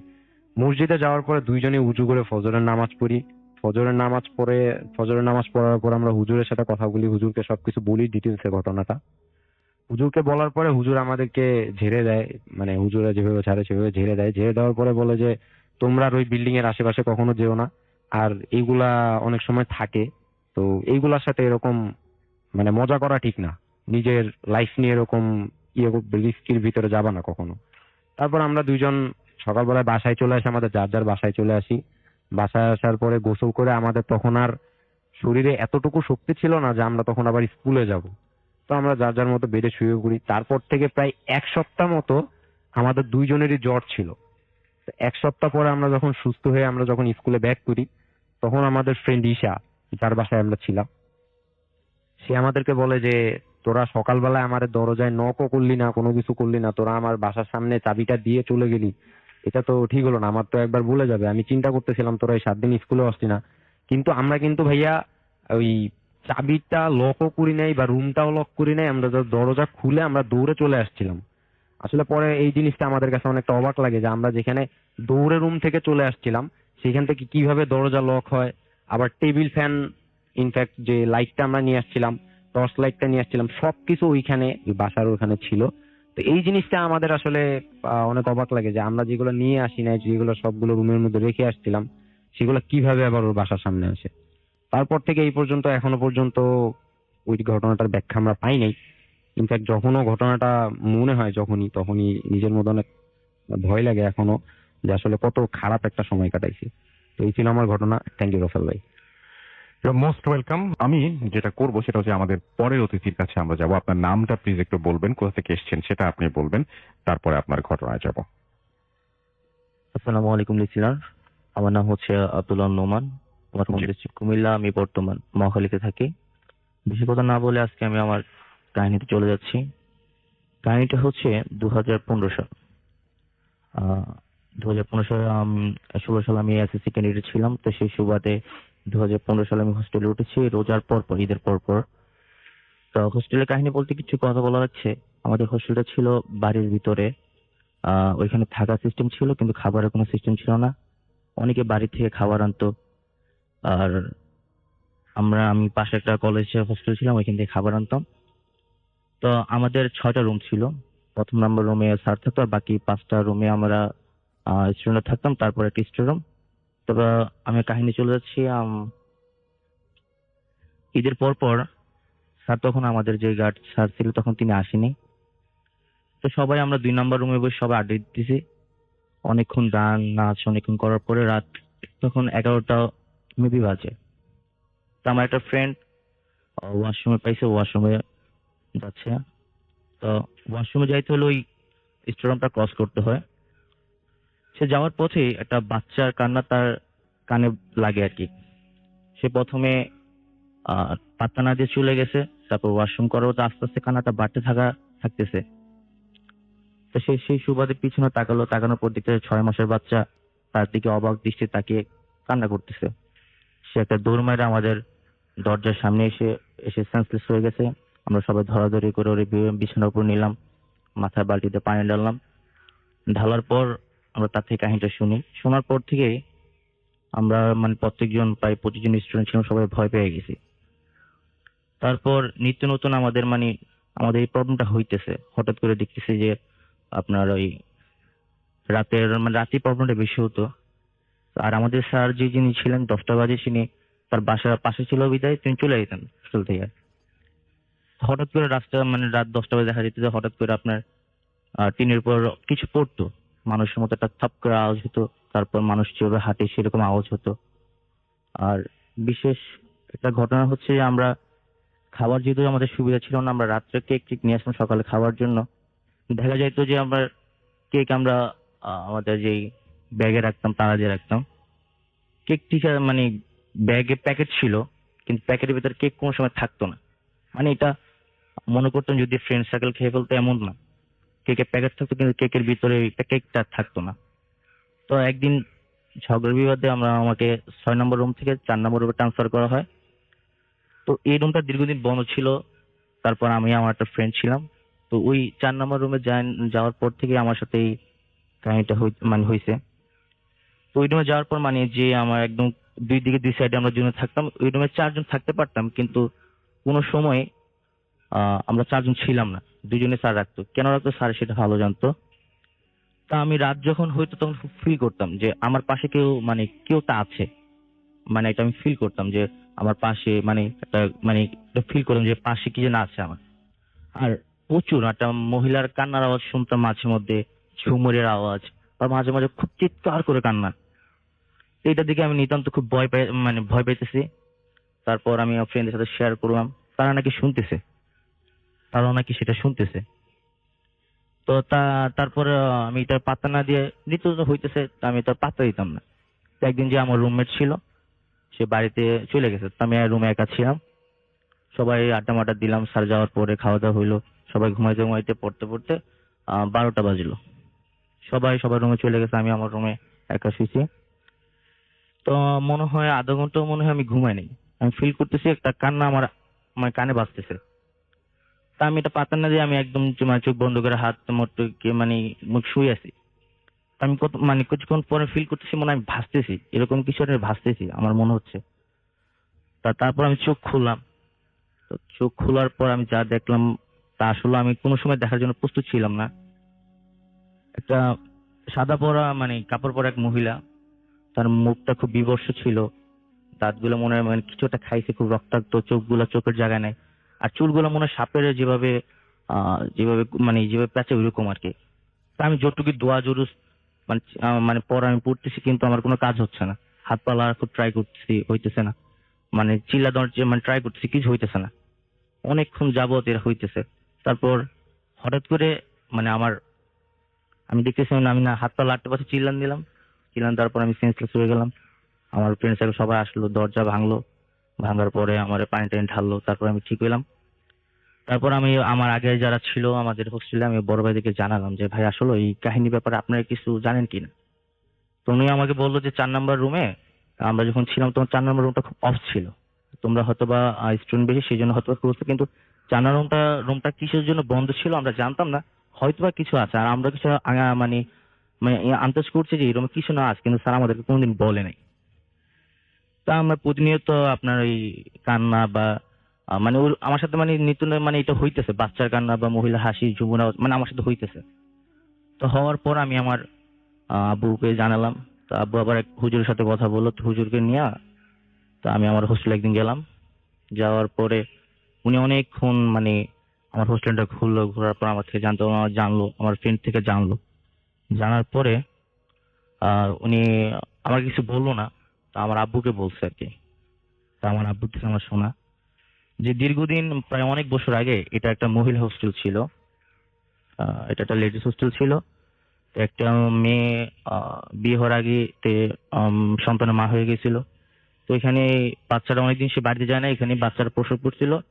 তারপর তার যে বয়ফ্রেন্ড ছিল সে তার এই বাচ্চাকে স্বীকার করেনি। তো 2-3 মাস যাওয়ার পর সে যখন তার ওই বয়ফ্রেন্ড তার বাচ্চাকে স্বীকার করতেছে না, তারপর নাকি সে তার বাচ্চাকে নিজের হাতে হত্যা করে নিজে এই 4 নম্বর রুমে আমি যে বেডে ঘুমাইতাম ওই বেডের উপরে সে ফাঁসি দিছে।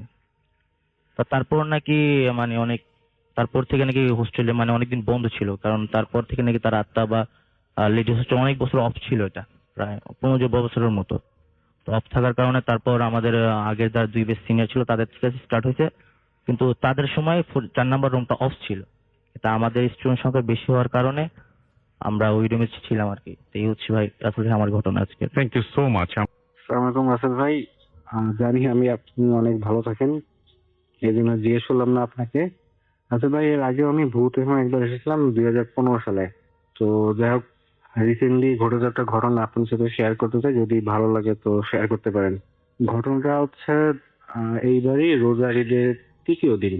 তো মূলত হচ্ছে আমাদের ঢাকা থেকে যশোরে যাওয়ার একটা প্ল্যান ছিল, কিন্তু মানে পরে ভেবে দেখলাম যে এই মুহূর্তে যদি মানে ঢাকা থেকে যশোরে যাই তাহলে হয়তো ঈদের সময় ওখান থেকে আবার ব্যাক করাটা অনেক প্রবলেম হতে পারে, ট্রান্সপোর্টের অনেক ঝামেলা। তো একটা সময় আমরা ডিসাইড করি যে তাহলে হচ্ছে আমরা বাইকে যাই। তো এই জন্য আমি আর আমার একটা ফ্রেন্ড আসিফ নাম, আমরা দুজনই ভাবলাম তাহলে আমরা হচ্ছে বাইকে যাই, ব্যাক করার সময় আমাদের কোনো প্রবলেম না হয়। তো ঈদের 3য় দিন আমরা রাত 11টার সময় এখান থেকে রওনা দিই ঢাকা থেকে। তো যেহেতু ঈদের সময়, তারপর ওই দিন বৃহস্পতিবার ছিল, তো মোটামুটি রাস্তাঘাট এক কথায় বলতে গেলে পুরোটা ফাঁকা। মানে হয়তো মাঝে মাঝে দুই একটা বাস বা ট্রাক রাস্তায় দেখা যায়, আর তাছাড়া পুরো রাস্তায় আমরা দুইজনই। তো আমরা রওনা দিলাম ভালো মতো। আহ ফেরিঘাটে পৌঁছালাম, ফেরিঘাট পার হলাম। তো ফেরিঘাট পার হওয়ার পরে নদীর ওপারে আর কি ফরিদপুরের কাছাকাছি যখন, তখন হচ্ছে তার আগে বলে রাখি যে বাইক তখন চালাচ্ছিল আমার ফ্রেন্ড, আমি পিছনে বসা।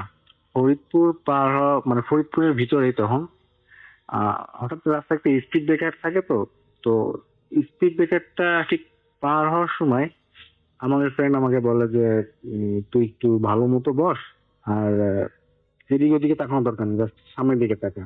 আর যেহেতু ওই দিকটা অনেকটা ফাঁকা, আপনার রাস্তা মানে দেখতে গেলে একদম পুরো সোজা একটা রাস্তা, দুপাশে অনেক গাছ, আর রাতের অন্ধকারে তো মানে গাছগুলা এমন ভাবে দেখা যায় যেন মনে হয় যেন আপনি কোনো একটা জঙ্গলের ভিতর দিয়ে আছে, দুই পাশে পুরো গাছ ঢেকে আছে, এরকম একটা অবস্থা। তো এইটা হচ্ছে মানে ফার্স্ট ঘটনা। ও আমাকে জাস্ট এইটুকুই বলে যে তুই এইদিকে ওইদিকে তাকাস না, জাস্ট সোজা তাকা আর ঠিক মতো থাক। তো আমিও ভাবলাম হয়তো মানে যেহেতু রাস্তা ফাঁকা হয়তো একটু স্পিডে মানে চালাবে, সেই জন্য আমি আর অতটা কেয়ার করলাম না। তো যাই হোক, ফরিদপুর আমরা পার হলাম। ফরিদপুর পার হয়ে যখন আমরা মাগুরার কাছাকাছি, হ্যাঁ মাগুরার ভিতর তখন ঢুকে যাই আমরা। মাগুরার ভিতরে ওখানে যেয়ে তখন আমরা একটু রেস্ট নিই, আসলে অনেকক্ষণ মানে একটানা তো বাইক চালালো, এবার তাহলে একটু রেস্ট নিই, রেস্ট নেওয়ার পরে আমরা আবার স্টার্ট করবো।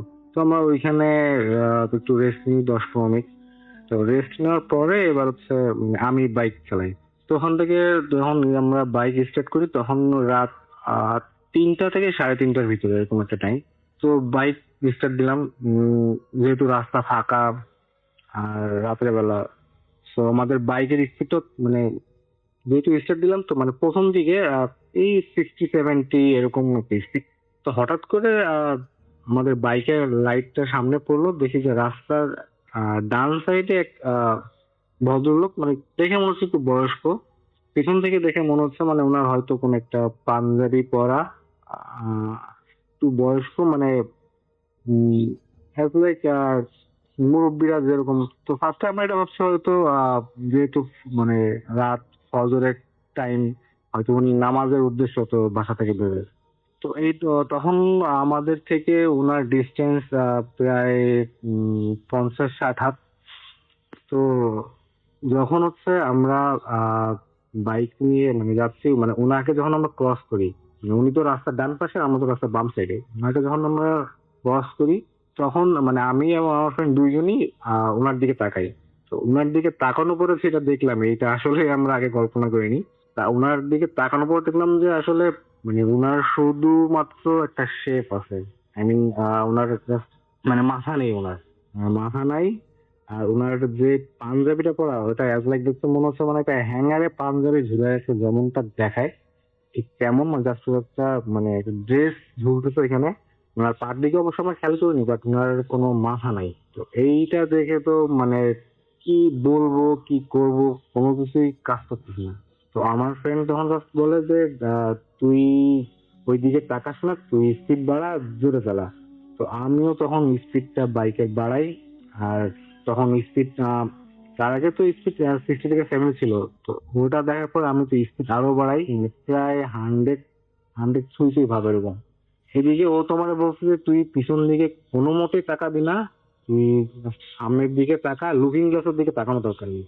তো আমিও তো সামনের দিকে তাকায় চালাচ্ছি। তো হঠাৎ করে একটা কৌতূহলের সৃষ্টি হলো, আমি একটু লুকিং গ্লাসের দিকে তাকাই, দেখলাম যে আমরা যখন ওইটাকে ক্রস করি, ও তখন আমরাও যখন স্পিড বাড়াই দিচ্ছি, ও আমাদের সাথে সাথে আসছে।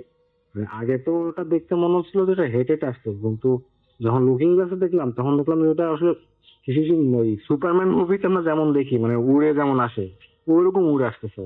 আমাদেরও বাইকের স্পিড তখন 100, আর ও তো আমাদের সাথে সাথে। একটা পর্যায়ে তখন তাকাই দেখি যে ও মানে আমাদের পাশে, মানে হয়তো আমাদের 5 থেকে 10 হাত ডিস্টেন্স হবে, আমাদের পাশে ঠিক আমরাও যে স্পিডে যাচ্ছি ও সেই স্পিড আসতেছে। ওটার কোনো মাথা নেই, জাস্ট মনে হচ্ছে একটা ড্রেস, একটা পাঞ্জাবি ঝুলে আছে। তো কি করবো, এদিকে রাস্তা তো পুরা ফাঁকা, আশপাশে কোনো বাড়ি ঘর নাই, পুরা ফাঁকা মাঠ, এইভাবে তো চলতেছে। তো আনফর্চুনেট কপাল ভালো যে সামনে আমাদের একটা মানে ছোট ছোট বাজার মতো দেখতে পাই, লাইটটা এখানে জ্বলতেছে। তো ওইটা যখন আমরা কাছাকাছি চলে আসি তখন ও আর আমাদের সাথে মানে থাকেনি, ও তখন চলে গেছে। তো ওইখানে যে আমরা আবার একটু রেস্ট নিই, রেস্ট নিই, তারপরে আমরা দুইজনে তো মানে কি বলবো আসলে যা দেখলাম তো এটা মানে আনবিলিভেবল একটা ব্যাপার। তখন আমরা ওখানে বসে এবার ও আমারে বলছে যে এরকমটা আসলে হবে আমি কল্পনা করতে পারিনি। এইটা তো হলো সেকেন্ড ঘটনা। এবার তখন আমি ওকে জিজ্ঞেস করি যে আসলে তাহলে প্রথমে যে তুই আমাকে বলছিলি যে ঠিক মতো বয়সকালে কি ওই সময় কি দেখছিলি, তখন ও আমাকে যেটা বলে যে ও যখন স্পিড ব্রেকারটা যখন ও ক্রস করে তখন বাইকের লাইটের আলোটা একটু মানে উপর দিকে ওঠে, ওখানে যেহেতু গাছপালা দিয়ে ঘেরা, ওইখানে গাছের দিকে ওর লাইট, বাইকের লাইটটা পড়ে। ও যখন যেটা দেখে সেটা দেখে যে ওইখানে একটা একটা মহিলার মতো দেখতে এরকম একটা মহিলা মানুষ বসে আছে, ওনার গায়ে সাদা একটা কাপড় পেঁচানো, চুলগুলা মানে তখন চুলগুলা মাটিতে ঝুলতেছে এবং ওর যে সাদা যে কাপড়টা পেঁচানো ওইটাও মাটিতে ঝুলতেছে, কিন্তু মানে ওইটা গাছের আর মাটির ডিস্টেন্স প্রায় আপনার অনেক দূর, লাইক 20 ফিট মতো হবে, তো এরকম। তো ও যখন ওইটা দেখে, ও দেখে আমাকে তখন মানে বলে যে আসলে ওই দিকে তাকানো দরকার নেই, কারণ যদি দুইজনই দেখতাম হয়তো দুইজনই নার্ভাস হতাম। তো ও নাকি ওইটা দেখছে, যখন ওই লাইটটা পড়ছে তখন ওইটা দেখছে, দেখার পরে ও আর আমাকে কিছু বলেনি, বাট ও নাকি স্পিড ব্রেকারটা পাওয়ার পর একটা জিনিস খেয়াল করে দেখে যে লাস্ট টাইম আমরা যেটা দেখলাম যে আমাদের সাথে এটা যেভাবে আসছিল ওইটাও নাকি ঠিক ওইভাবে আমাদের সাথে আসতেছিল।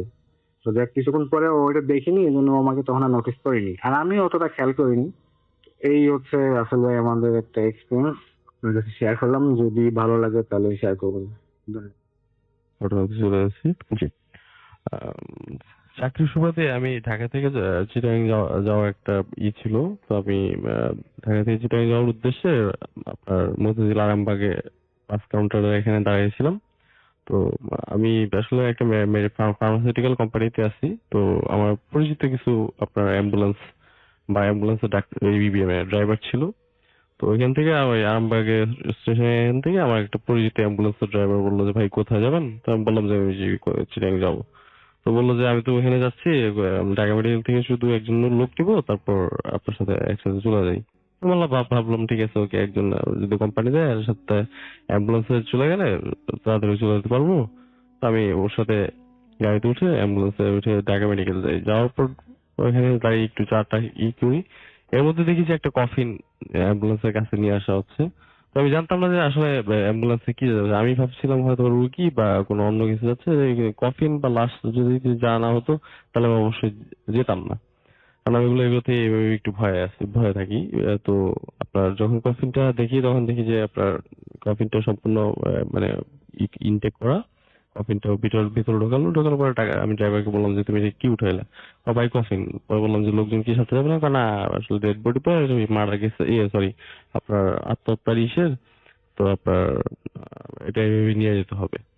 তো যথারীতি ও গাড়িতে ওঠানোর পর গাড়ি স্টার্ট করলো। গাড়ি স্টার্ট করার পর আমরা কুমিল্লা না, সরি, 14 গ্রাম পর্যন্ত নরমালি যাই। 14 গ্রামে যাওয়ার পর আমরা খাওয়া দাওয়ার জন্য রাস্তায় ব্রেক নিই। ব্রেক নেওয়ার পর আপনার রাস্তার পাশে, হাইওয়ের পাশে একটা রেস্টুরেন্টে খাওয়া দাওয়া করে ওইখান থেকে গাড়িতে উঠি।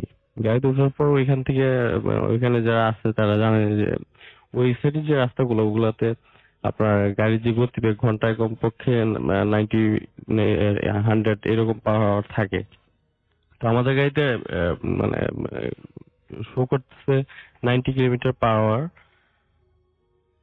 90 কিলোমিটার পার আওয়ার শো করতেছে আর কি গাড়ির গতিবেগ। বাট মানে আমাদের কাছে মনে হচ্ছে গাড়ি আরো অনেক স্লো যাচ্ছে। মানে শো করতেছে 90 কিলোমিটার পার আওয়ার, কিন্তু মনে হইতেছে 40 কিলোমিটার পার আওয়ার গাড়ি যাচ্ছে। আর গাড়িতে আমরা দুজন আর ডেড বডি একটা, তিনটা। বাট মনে হইতেছে যেন 4-5 জন আমরা গাড়িতে আছি, বা গাড়িটা আরো লোড। তো শরীরটা একটু ভালো ভালো লাগতেছিল না। তো ড্রাইভারের দিকে আমি তাকাচ্ছিলাম। ড্রাইভার বলতেছে ভাই আপনি অন্যদিকে তাকিয়ে করেন না, আপনি সামনের দিকে তাকিয়ে থাকেন, কোনো দিকে তাকানোর দরকার নেই, আপনি আপনার মতো করেন। তো আমি কানে হেডফোন লাগিয়ে মানে একটু চোখে তন্দ্রার মতো আসছিল। তো আমি মানে চেয়ারের সাথে করে শুয়ে গেছিলাম। তো কখন যে চোখে হালকা ঘুমে আসে পরে আমি বুঝতে পারিনি। আর একটু সামনে যাওয়ার পর আইল্যান্ডের উপর দিয়ে মনে হয় দেখে নাই, বা ও কি ওয়ার্ডস আমি যেমন বলতে পারবো না। আইল্যান্ডের উপর দিয়ে ব্রেক না করে আপনার গাড়িটা স্ট্রেট মানে সামনের দিকে এগিয়ে নিয়ে যায়। তো এগিয়ে নিয়ে যাওয়ার পর আইল্যান্ডের উপর দিয়ে যাওয়ার সাথে সাথে আপনার প্রচন্ড একটা ঝাঁকুনি অনুভূত হয়। আমার মাথাটা গিয়ে অ্যাম্বুলেন্সের যে ছাদের সাথে বাড়ি খায়। তো প্রচন্ড ব্যথা হয়। ব্যথা পাওয়ার সাথে সাথে ড্রাইভার জিজ্ঞেস করলো কি হয়েছে? ভাই কিছু দেখেন না? না। না দেখলে থাক, সমস্যা নাই, কিছু হয় নাই, আমি ফলো করি নাই, ঘুম ঘুম চোখে গাড়ি চালাইতেছি তো, যাক ব্যথা ট্যাথা পান নাই তো? না। বললাম যে না, কোনো ব্যথা ট্যাথা পাইনি, সমস্যা নেই। আচ্ছা ঠিক আছে, আপনি পিছনে থাকেন, আপনি জাস্ট শুধু সামনের দিকে তাকিয়ে থাকেন, আমরা সমস্যা নেই, একটু ইয়ে করেন আর দরটা পড়েন, কোনো ইয়ে নেই। তো ও যখন দরটা পড়ার কথা বললো বা যখন আমি ব্যথা পেলাম তখন আমার কাছেও গাটা একটু ভালো ভালো লাগলো। আমি একটু বুঝতে পারলাম যে মনে হয় কোনো প্রবলেম হচ্ছে। তখন ও যে সামনে যে আমাদের গাড়ির ভিতরে যে লুকিং গ্লাস বা মিরর যেটা বলি, ওইটা রুমাল দিয়ে ঢেকে দিল। তা বললাম ওইটা ঢাকতেছো কেন? আবার পিছনের দিকে তাকান তো কেন, আপনি সামনের দিকে তাকিয়ে থাকেন অথবা ঘুমিয়ে যান। তারপর আমার কিউরিসিটি তো বসত, আর শরীরটাও যেতে লাগতেছে, আর গাড়ির গতিবেগ যেখানে 90 কিলোমিটার/আওয়ার, ওইখানে গাড়ি যাচ্ছে 40 কিলোমিটারের নিচে। আর গাড়ি তখন আরো ওজন মনে হইতেছে, গাড়িতে আরো কয়েকজন উঠা বসছে এরকম লাগতেছিল। তো দেন আপনার আরেকটু সামনে যাওয়ার পর আবার আবার ঝাঁকুনি, আর আবার ঝাঁকুনি প্লাস আপনার গাড়িটা প্রচন্ড ভার লাগতেছিল আর ঝাঁকুনি লাগতেছিল। এই কারণে আমি ড্রাইভারকে বললাম যে ভাই আমি তাহলে কি কোনো প্রবলেম নাকি? বলে, না ভাই কোনো প্রবলেম নাই। তারপর আমি বললাম যে তাহলে গাড়িটা একটু সাইড করেন, একটু চেক করে নিই। তো দেন গাড়িটা সাইড করলো, গাড়িটা সাইড করার পর আমরা পিছনে চেক করে দেখলাম না, আর সবকিছু এভরিথিং অলরাইট। তো আমরা একটু চা সিগারেট খেটে ওখান থেকে একটু রেস্ট নিয়ে দেন আবার গাড়িতে উঠি। গাড়ি স্টার্ট করার পর আপনার কুর্মিবাগ নামে ওইখানে একটা রোড আছে, কুর্মিবাগের আর একটু সামনে গেলেই ওইখানে আপনার একটা কবরস্থান আছে। কবরস্থানের একটু সামনে যখন যাই তখন গাড়িতে অদ্ভুত একটা আওয়াজ হয়ে আপনার গাড়িটা মানে স্টপ হয়ে যায়। সাথে সাথে মানে স্টপ বলতে কি, গাড়িটা স্টপ করতে বাধ্য হয়। আমরা গাড়ি থেকে সাথে সাথে বললাম কি হয়েছে। পরে আমরা মানে বুঝতে পারলাম যে গাড়ির পিছন থেকে কোনো একটা আওয়াজ হচ্ছে। তো আমরা তারপর বললাম, ড্রাইভার বললো যে ভাই নিচে নামার দরকার নেই, বাইরে নামার দরকার নেই, আমরা গাড়ি আস্তে আস্তে চালিয়ে নিই। তো তারপর ড্রাইভার গাড়ি চালাচ্ছিল। এবার পিছন থেকে শব্দ আসতেছিল, কেউ যেন দরজা নক করলে যেরকম শব্দ হয় এরকম নক করার শব্দ আসতেছিল। লাইক আপনার একবার একসাথে 3বার টোকা দিতেছে, তারপর আবার কিছুক্ষণ স্টপ, আবার দেন 3-4বার টোকা দিতেছে, তারপর আবার কিছুক্ষণ স্টপ। তো এরকম অবস্থা আমার খুব ভয় লাগতেছিল, আমি আমার শরীরটাও খুবই লাগতেছিল। আমি বললাম যে ভাই কোনো প্রবলেম মনে হইতেছে, একটা কাজ করি, নাহলে আমরা কিছুক্ষণ ব্রেক নেই। বলো ভাই ব্রেক নেওয়ার দরকার নাই, আমরা তো বেশি কিছুক্ষণ নাই, 1 ঘন্টা দেড়েক চালালে মনে হয় চলে যাবো, আমরা কন্টিনিউ করি। আমি বললাম আচ্ছা ঠিক আছে, আপনার যে ইচ্ছা। তো ভাই আপনি মিররের দিকে তাকান না, আপনি জাস্ট শুধু সামনের দিকে তাকিয়ে থাকেন। তো আরেকটু সামনে যখন যাই তখনই আমাদের সাথে ঘটে সবচেয়ে ভয়াবহ ঘটনাটা। আমাদের গাড়িটা হঠাৎ করে আপনার পিছনের যে ডেকের খুলে দিয়ে আপনার কফিনটা পড়ে যায়। এখন একটা অ্যাম্বুলেন্সের ডেক তো সম্পূর্ণ লক থাকে, আর ডেকটা লক যদি খুলতে হয় ভিতর থেকে খুলতে হবে, অথবা চাবি দিয়ে বাইরে থেকে খুলতে হবে। তো কফিনটা যখন পড়ে যায় তখনই আমাদের শরীর আরো বেশি হয়ে যায়। আমরা সাথে গাড়িটা ব্রেক করি, যেহেতু 90 কিলোমিটার বা 80 কিলোমিটার/আওয়ার গতি ছিল। আমরা প্রায় 10-15-20 গজ সামনে চলে যাওয়ার পর গাড়ি ব্রেক করার পর দেন লাশটা খোঁজা শুরু করি। আশেপাশে যা আছে দেখলাম যে না, লাশ কোথাও নাই। তো আমরা গাড়ির পিছনে ব্যাক করে আস্তে আস্তে খুঁজতেছি। এক পর্যায়ে দেখলাম যে লাশ আছে, বাট কফিনটার সাথে কফিনটা নাই। তো কফিনটা নাই দেখে আমাদের সবচেয়ে বেশি ভয় লাগছে। তো লাশটাই আমরা টাইনা রাস্তার পাশে পড়েছিল, রাস্তার মধ্যে উঠালাম। ওই আরেকটা কথা বলতে, আমি মিস্টেকলি বাই মিস্টেক ভুল হয়ে গেছে, লাশটার গলা কাটা ছিল। তো আপনার গলাটা জাস্ট জয়েন্ট ছিল, আপনার মনে হয় জয়েন্ট করে দিছে এখান থেকে। তো আমরা শুধু শরীরটা পাই, মাথাটা পাচ্ছি না। তখন আমরা এই হাতে ওনাদের এই যে অ্যাম্বুলেন্সের সাথে যে লাইট থাকবে, লাইট দিয়ে আশেপাশে খোঁজা হলো। প্রায় 5-7 মিনিট খোঁজার পর মাথাটা পাইলাম। বাট মাথাটা অদ্ভুত একটা জিনিস লক্ষ্য করলাম, যে কাকড়া বা ইঁদুর টাইপের বা ইঁদুর মানে কোনো প্রাণী যদি কান বা নাক বা গলার যদি কোনো অংশ মানে খায়, মানে একটু একটু করে খায়, ওইরকম মানে খাওয়া, কান নাক গলা এরকম একটু একটু করে খাওয়া। তো এটা দেখে আমরা দুজনে একজন আর সাহস রাখতে পারলাম না, শক্তি রাখতে পারলাম না। জাস্ট মাথাটা ধরে আমার ড্রাইভারটা ওই মানে বডিটার কাছে ফিকে আমার ফেলে আমরা রাস্তার উপর দিকে দৌড়ে একটা চায়ের দোকানে যাই। যারপর এখানে 3-4 জন বসা ছিল, ওনাদেরকে ডিটেলস বলার পর ওনারা বললো যে ভাই এই রাস্তা তো এমনি খারাপ, ঠিক আছে আপনারা আমাদের সাথে চলেন। তো দেন ওরা আমাদের সাথে আসলো। আসার পর আমরা আপনার ওই ডেড বডিটা দেখার পর ওনারা বললো যে আপনি একটা কাজ করেন, এখন তো বাজে 3টা-3:30 প্রায়, আর 1-2 ঘন্টা পরে তো আজান দিয়ে দিবে, আপনারা বডিটা রাইখা এখানেই গাড়িটা রাইখা ওয়েট করেন, আজানের পর আপনার এখান থেকে রওনা দিন। আর রাত্র করে যেহেতু এখন আর যাই না। পরে আমরা ওইভাবেই মানে বডিটাকে করে অ্যাম্বুলেন্সে ঢুকিয়ে ওই দোকানের সামনে রেখে সকাল যখন আজান দেয়, আজানের পর আমরা এখান থেকে চলে যাই। এই ছিল আমার ঘটনা। থ্যাংক ইউ আপনার ঘটনার জন্য, আপনাকে ধন্যবাদ। জি। আসসালামু আলাইকুম রাসেল ভাই, আমার নাম হচ্ছে আব্দুল নোমান, আমার বাড়ি হচ্ছে কুমিল্লা, আমি বর্তমানে মহাখালীতে থাকি। কাহিনীটা আমি শুনছি আমার আব্বুর থেকে। এটা অনেক 2001-2 সালের দিকে। তা আমরা ছোট থেকেই চট্টগ্রামে বড় হয়েছি। তো সেই সুবাদে ঈদের পরপর আব্বু আমাদের ফ্যামিলি সবাইকে নিয়ে বাড়িতে আসছে। এই 2 দিন করার পর আব্বু আমাদের সবাইকে নিয়ে নানুর বাড়িতে আমাদের রেখে আসছে। তো কথা বলতে তো মামাদের সাথে আড্ডা দিতে দিতে রাত 11টি বা 12টা হয়ে গেছে আর কি। আর আমার আব্বুর বাড়ি থেকে আমার নানুর বাড়ি তো 40 মিনিট, হাঁটলে 40 মিনিট। আব্বু আমাদেরকে রেখে, আম্মুকে রেখে হঠাৎ আমার আব্বুর কাছে কল আসলো বা খবর আসলো যে আমার দাদু খুব অসুস্থ। তো সেই সুবাদে আব্বু নানুর বাড়িতে না থেকে চলে গেল আমাদের বাড়িতে। তো বাড়িতে আসতে আপনার একটা সাঁকু পড়ে, মানে একটা খালের মতো একটা সাঁকু পড়ে। তো সাঁকুটা পার হয়ে আমাদের বাড়িতে আসতে হয়, আমার দাদুর বাড়িতে। তো তখন সাঁকুটা কাছাকাছি আসার পর আমার আব্বু কিছু সাউন্ড, মানে একটু মানে এই সাপ যখন ব্যাঙেরে ধরে এরকম একটা মানে অন্যরকম একটা সাউন্ড ফিল করলো। তো আব্বু গুলা পাত্তা দেয় না। তো আমার বুয়া একটু কবিরাজ ছিল। তো আমার আব্বু একটু দোয়া কালাম পড়া শুরু করলো। তো সাঁকুটা ছিল আপনার বাঁশের। তো বাঁশ দিয়ে যখন আমার আব্বু যাইতেছিল, তো বাসটার মানে সাঁকুটার অনেকক্ষণ মানে ঢাকা ছিল, মানে আব্বুকে পানিতে ফালাই দেওয়ার জন্য। তা আব্বু অনেকক্ষণ, আব্বু বুঝতে পারছে এই বিষয়টা স্বাভাবিক না। অনেকক্ষণ যাবত আব্বু মানে চেষ্টা করতেছে বাসটাকে ধরে রাখার জন্য, কিন্তু পারতেছে না। কিন্তু ওই ওই সাইড থেকে দেখতেছে কোনো সময় বিড়ালের আওয়াজ করতেছে, কোনো সময় কুকুরের আওয়াজ করতেছে, মানে এক একটা সময় এক একটা রূপ নিচ্ছে আর কি। তা আব্বু যতটুকু সূরা কালাম পারে পড়তেছে, কিন্তু ছাড়তেছে না। মানে যথেষ্ট ট্রাই করতেছে আব্বুরে পানিতে ফালার দেওয়ার জন্য। অলরেডি আব্বু হাত ফসকে একটা হাত ধরা ছিল, পা গুলো পানিতে পুড়ে গেছে। এরপর ঝাঁকাতেছে আব্বু, তখন মানে পারতেছে না। তা আব্বু যে হোক কষ্ট কষ্ট কইরা ওই পারে গেছে।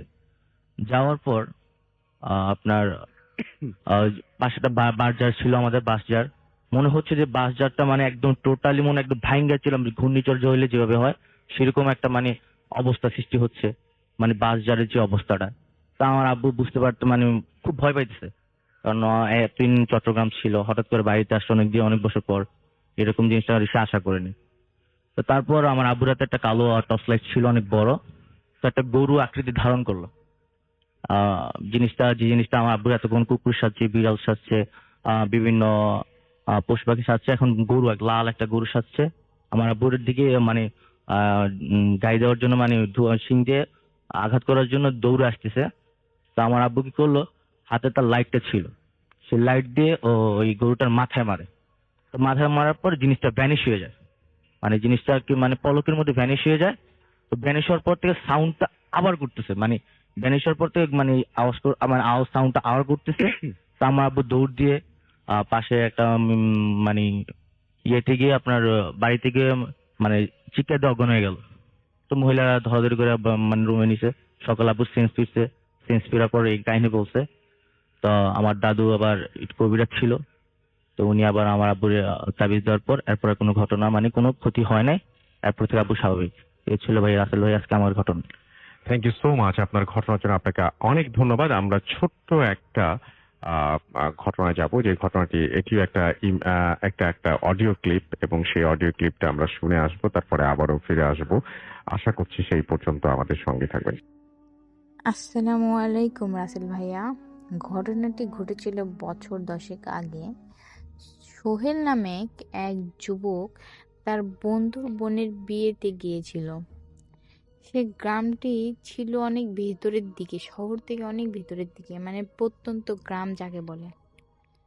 গ্রামটি ছিল ঘন বাঁশঝাড়ে ঘেরা, আর জনবসতি ছিল খুবই কম।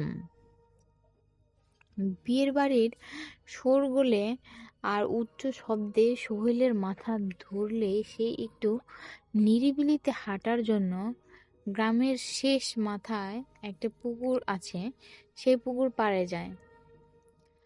তখন রাত আনুমানিক 2টা বাজে।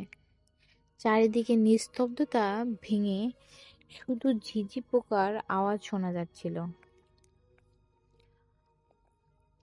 সোহেল দেখলো হঠাৎ করেই পুকুরের ওপারে একটা বিশাল বট গাছের নিচে একজন মানুষ দাঁড়িয়ে আছে। কিন্তু অদ্ভুত ব্যাপার হলো মানুষটির উচ্চতা প্রায় 10-12 ফুট।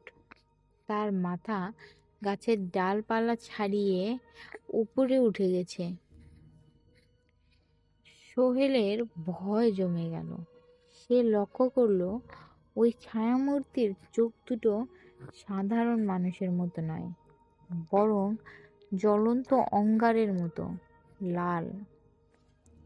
মুহূর্তের মধ্যেই চারপাশের তাপমাত্রা অস্বাভাবিক কমে গেল। মনে হচ্ছিল হাড় কাঁপানো শীত নেমে এসেছে, আর পচা মাংসের মতো তীব্র এক দুর্গন্ধ নাকে এলো।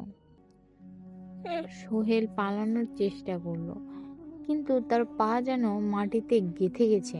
সে দেখলো ওই দীর্ঘাকৃতি অবয়বটি পুকুরের পানির ওপর দিয়ে হেঁটে তার দিকে আসছে।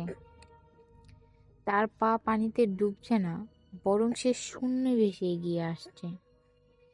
ঠিক সেই সময় গ্রামের মসজিদ থেকে আজানের ধ্বনি ভেসে এলো। হয়তো মুয়াজ্জিন ভুল করে বা বিশেষ প্রয়োজনে সময়ের আগে আজান দিয়েছিলেন। আজান শোনার সাথে সাথে ওই মূর্তিটি বিকট এক চিৎকার দিল, যে শব্দে সোহেলের কানের পর্দাও ফেটে যাওয়ার উপক্রম হলো। এরপর নিমিষেই সে বাতাসে মিলিয়ে গেল। পরের দিন সকালে সোহেলকে ওই পুকুর পাড়ে অচেতন অবস্থায় পাওয়া যায়। তার শরীরে কোনো আঘাতের চিহ্ন ছিল না, কিন্তু তার গায়ের রং নীল হয়ে গিয়েছিল। 3 দিন তার প্রচণ্ড জ্বর ছিল এবং ঘোরের মধ্যে সে শুধু বিড়বিড় করে বলতো, ও আসছে, ওই লম্বা মানুষটা আসছে।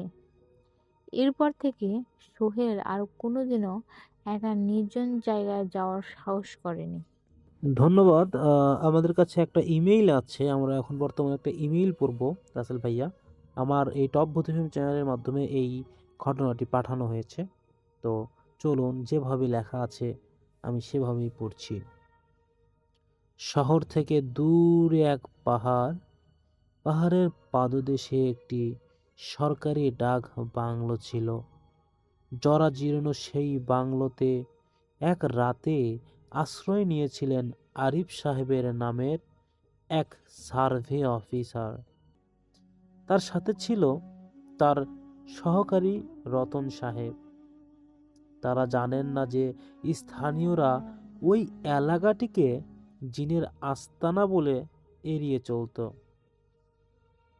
ঘটনাটি শুরু হয় রাত যখন অনেক গভীর, বাইরে নিঝুম বৃষ্টি পড়ছে।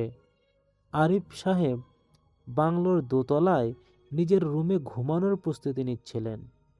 হঠাৎ তিনি শুনলেন নিচতলার কেউ একজন খুব জোরে জোরে হাসছে। হাসির শব্দটা এতটাই বিকট যে মনে হচ্ছিল দেওয়ালগুলো ফেটে যাবে। তিনি টর্চ নিয়ে নিচে নামলেন, আর নিচে আসতেই যা দেখলেন তাতে তার রক্ত হিম হয়ে গেল। ডাইনি ওই টেবিলের উপর রতন সাহেব বসে আছে, কিন্তু তার চেহারা চেনা যাচ্ছিল না। তার মুখটা পশুর মতো লম্বা হয়ে গেছে এবং সে কাঁচা মাংস চিবিয়ে খাচ্ছে। অথচ বাংলোতে কোনো খাবার ছিল না।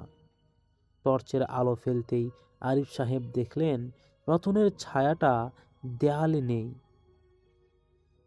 বদলে দেয়াল একটি বিশাল শিংওয়ালা দানবীয় আকৃতির ছায়ায় নড়াচড়া করছিল। হঠাৎ রতনের দেহ থেকে বা রতনের দেহের ভিতরে থাকা সেই সত্তাটি আরিফের দিকে তাকিয়ে গম্ভীর গলায় বলল, তুই কেন এসেছিলি? এখানে যারা আসে তারা আর কেউ ফেরে না। আরিফ সাহেব বুঝতে পারলেন এটা রতন নয়, তাকে কোনো শক্তিশালী জিন ভর করেছে। তিনি পেছাতে গিয়ে দেখলেন পিছনের দরজাটাও উধাও। চারিদিকে দেয়ালগুলো যেন তার দিকে এগিয়ে আসছিল। তিনি ভয় না পেয়ে চিৎকার করে পবিত্র আয়াত পাঠ করতে শুরু করলেন, আর সাথে সাথে ওই ঘরের আসবাবপত্র বাতাসে বাতাসে ভাসতে শুরু করলো এবং জানালার কাঁচগুলো চুরমার হয়ে তার দিকে ছিটকে আসতে লাগলো। একটা বড় আলমারি আপনা আপনি উড়ে এসে আরিফ সাহেবের ঠিক সামনে পড়ল। যেন তাকে পিষে ফেলার চেষ্টা করছে। পরের দিন সকালে স্থানীয় লোকজন বাংলোর বারান্দায় আরিফ সাহেবকে রক্তাক্ত অবস্থায় পায়। রতনকে পাওয়া যায় বাংলোর পিছনের গভীর জঙ্গলে। তার স্মৃতিশক্তি পুরোপুরি হারিয়ে গিয়েছিল। আরিফ সাহেবের পিঠে বড় বড় নখের 5টি গভীর আঁচড় ছিল, যা কোনো মানুষের পক্ষে সেই আঁচড় করাটি সম্ভব নয় বলে আমি জানি। ডাক্তাররা পরীক্ষা করে বলেছিলেন এই ক্ষত কোনো বন্য প্রাণীর নয়, বরং উত্তপ্ত কোনো লোহা দিয়ে পোড়ানো হয়েছিল। নির্জন এলাকায় বা পুরনো বাড়িতে যদি আপনারা কেউ একা কখনো অচেনা কোনো কারুর আপনারা যদি স্পর্শ বা অন্য আওয়াজ শুনতে পারেন, তাহলে অবশ্যই আপনারা মানুষটিকে যাচাই বাছাই করে তারপর তার কথার উত্তর অথবা তার ডাকে সাড়া দেবেন। এর আগে আপনাকে যেই ডাকুক, হয়তোবা খুব আপন কণ্ঠে, আপনজনের কণ্ঠে, বাবা মা ইত্যাদি আরো অনেকজনের কণ্ঠে আপনারা এইরকম ঘটনা শুনতে পারবেন, যে আপনাকে ডাকছে। বিশ্বাস করে কখনো আপনারা গেট খুলবেন না। তো এই ছিল ঘটনা রাসেল ভাইয়া। যদি ভালো লাগে অবশ্যই ঘটনাটি শেয়ার করবেন। ধন্যবাদ। আসসালামু আলাইকুম। ধন্যবাদ প্রিয় লিসেনার, যারা এতক্ষণ ধরে আমাদের ঘটনাগুলো শুনলেন। আমি আপনাদের জানাতে চাই যে আজকের আমাদের এই ঘটনাগুলো আপনাদের কাছে কেমন লাগলো তা একটু কমেন্ট করে জানাবেন। আমরা কিন্তু এই রকম প্রতিদিন লং ভূত এফএম চ্যানেলের মাধ্যমে এই সকল ঘটনাগুলো বাছাই করে আমরা আগে শুনে ঘটনা কেমন, ভয়ঙ্কর কিনা, সকল কিছু আমরা যাচাই বাছাই করে আমরা কিন্তু তারপর ঘটনা সিলেক্ট করি এবং তারপরেই কিন্তু একটা সুন্দর ভয়েস এবং ব্যাকগ্রাউন্ড মিউজিক দিয়ে কিন্তু এই ঘটনাগুলো আমরা বাছাই করে আমাদের এই চ্যানেলের মাধ্যমে আপলোড করে থাকি।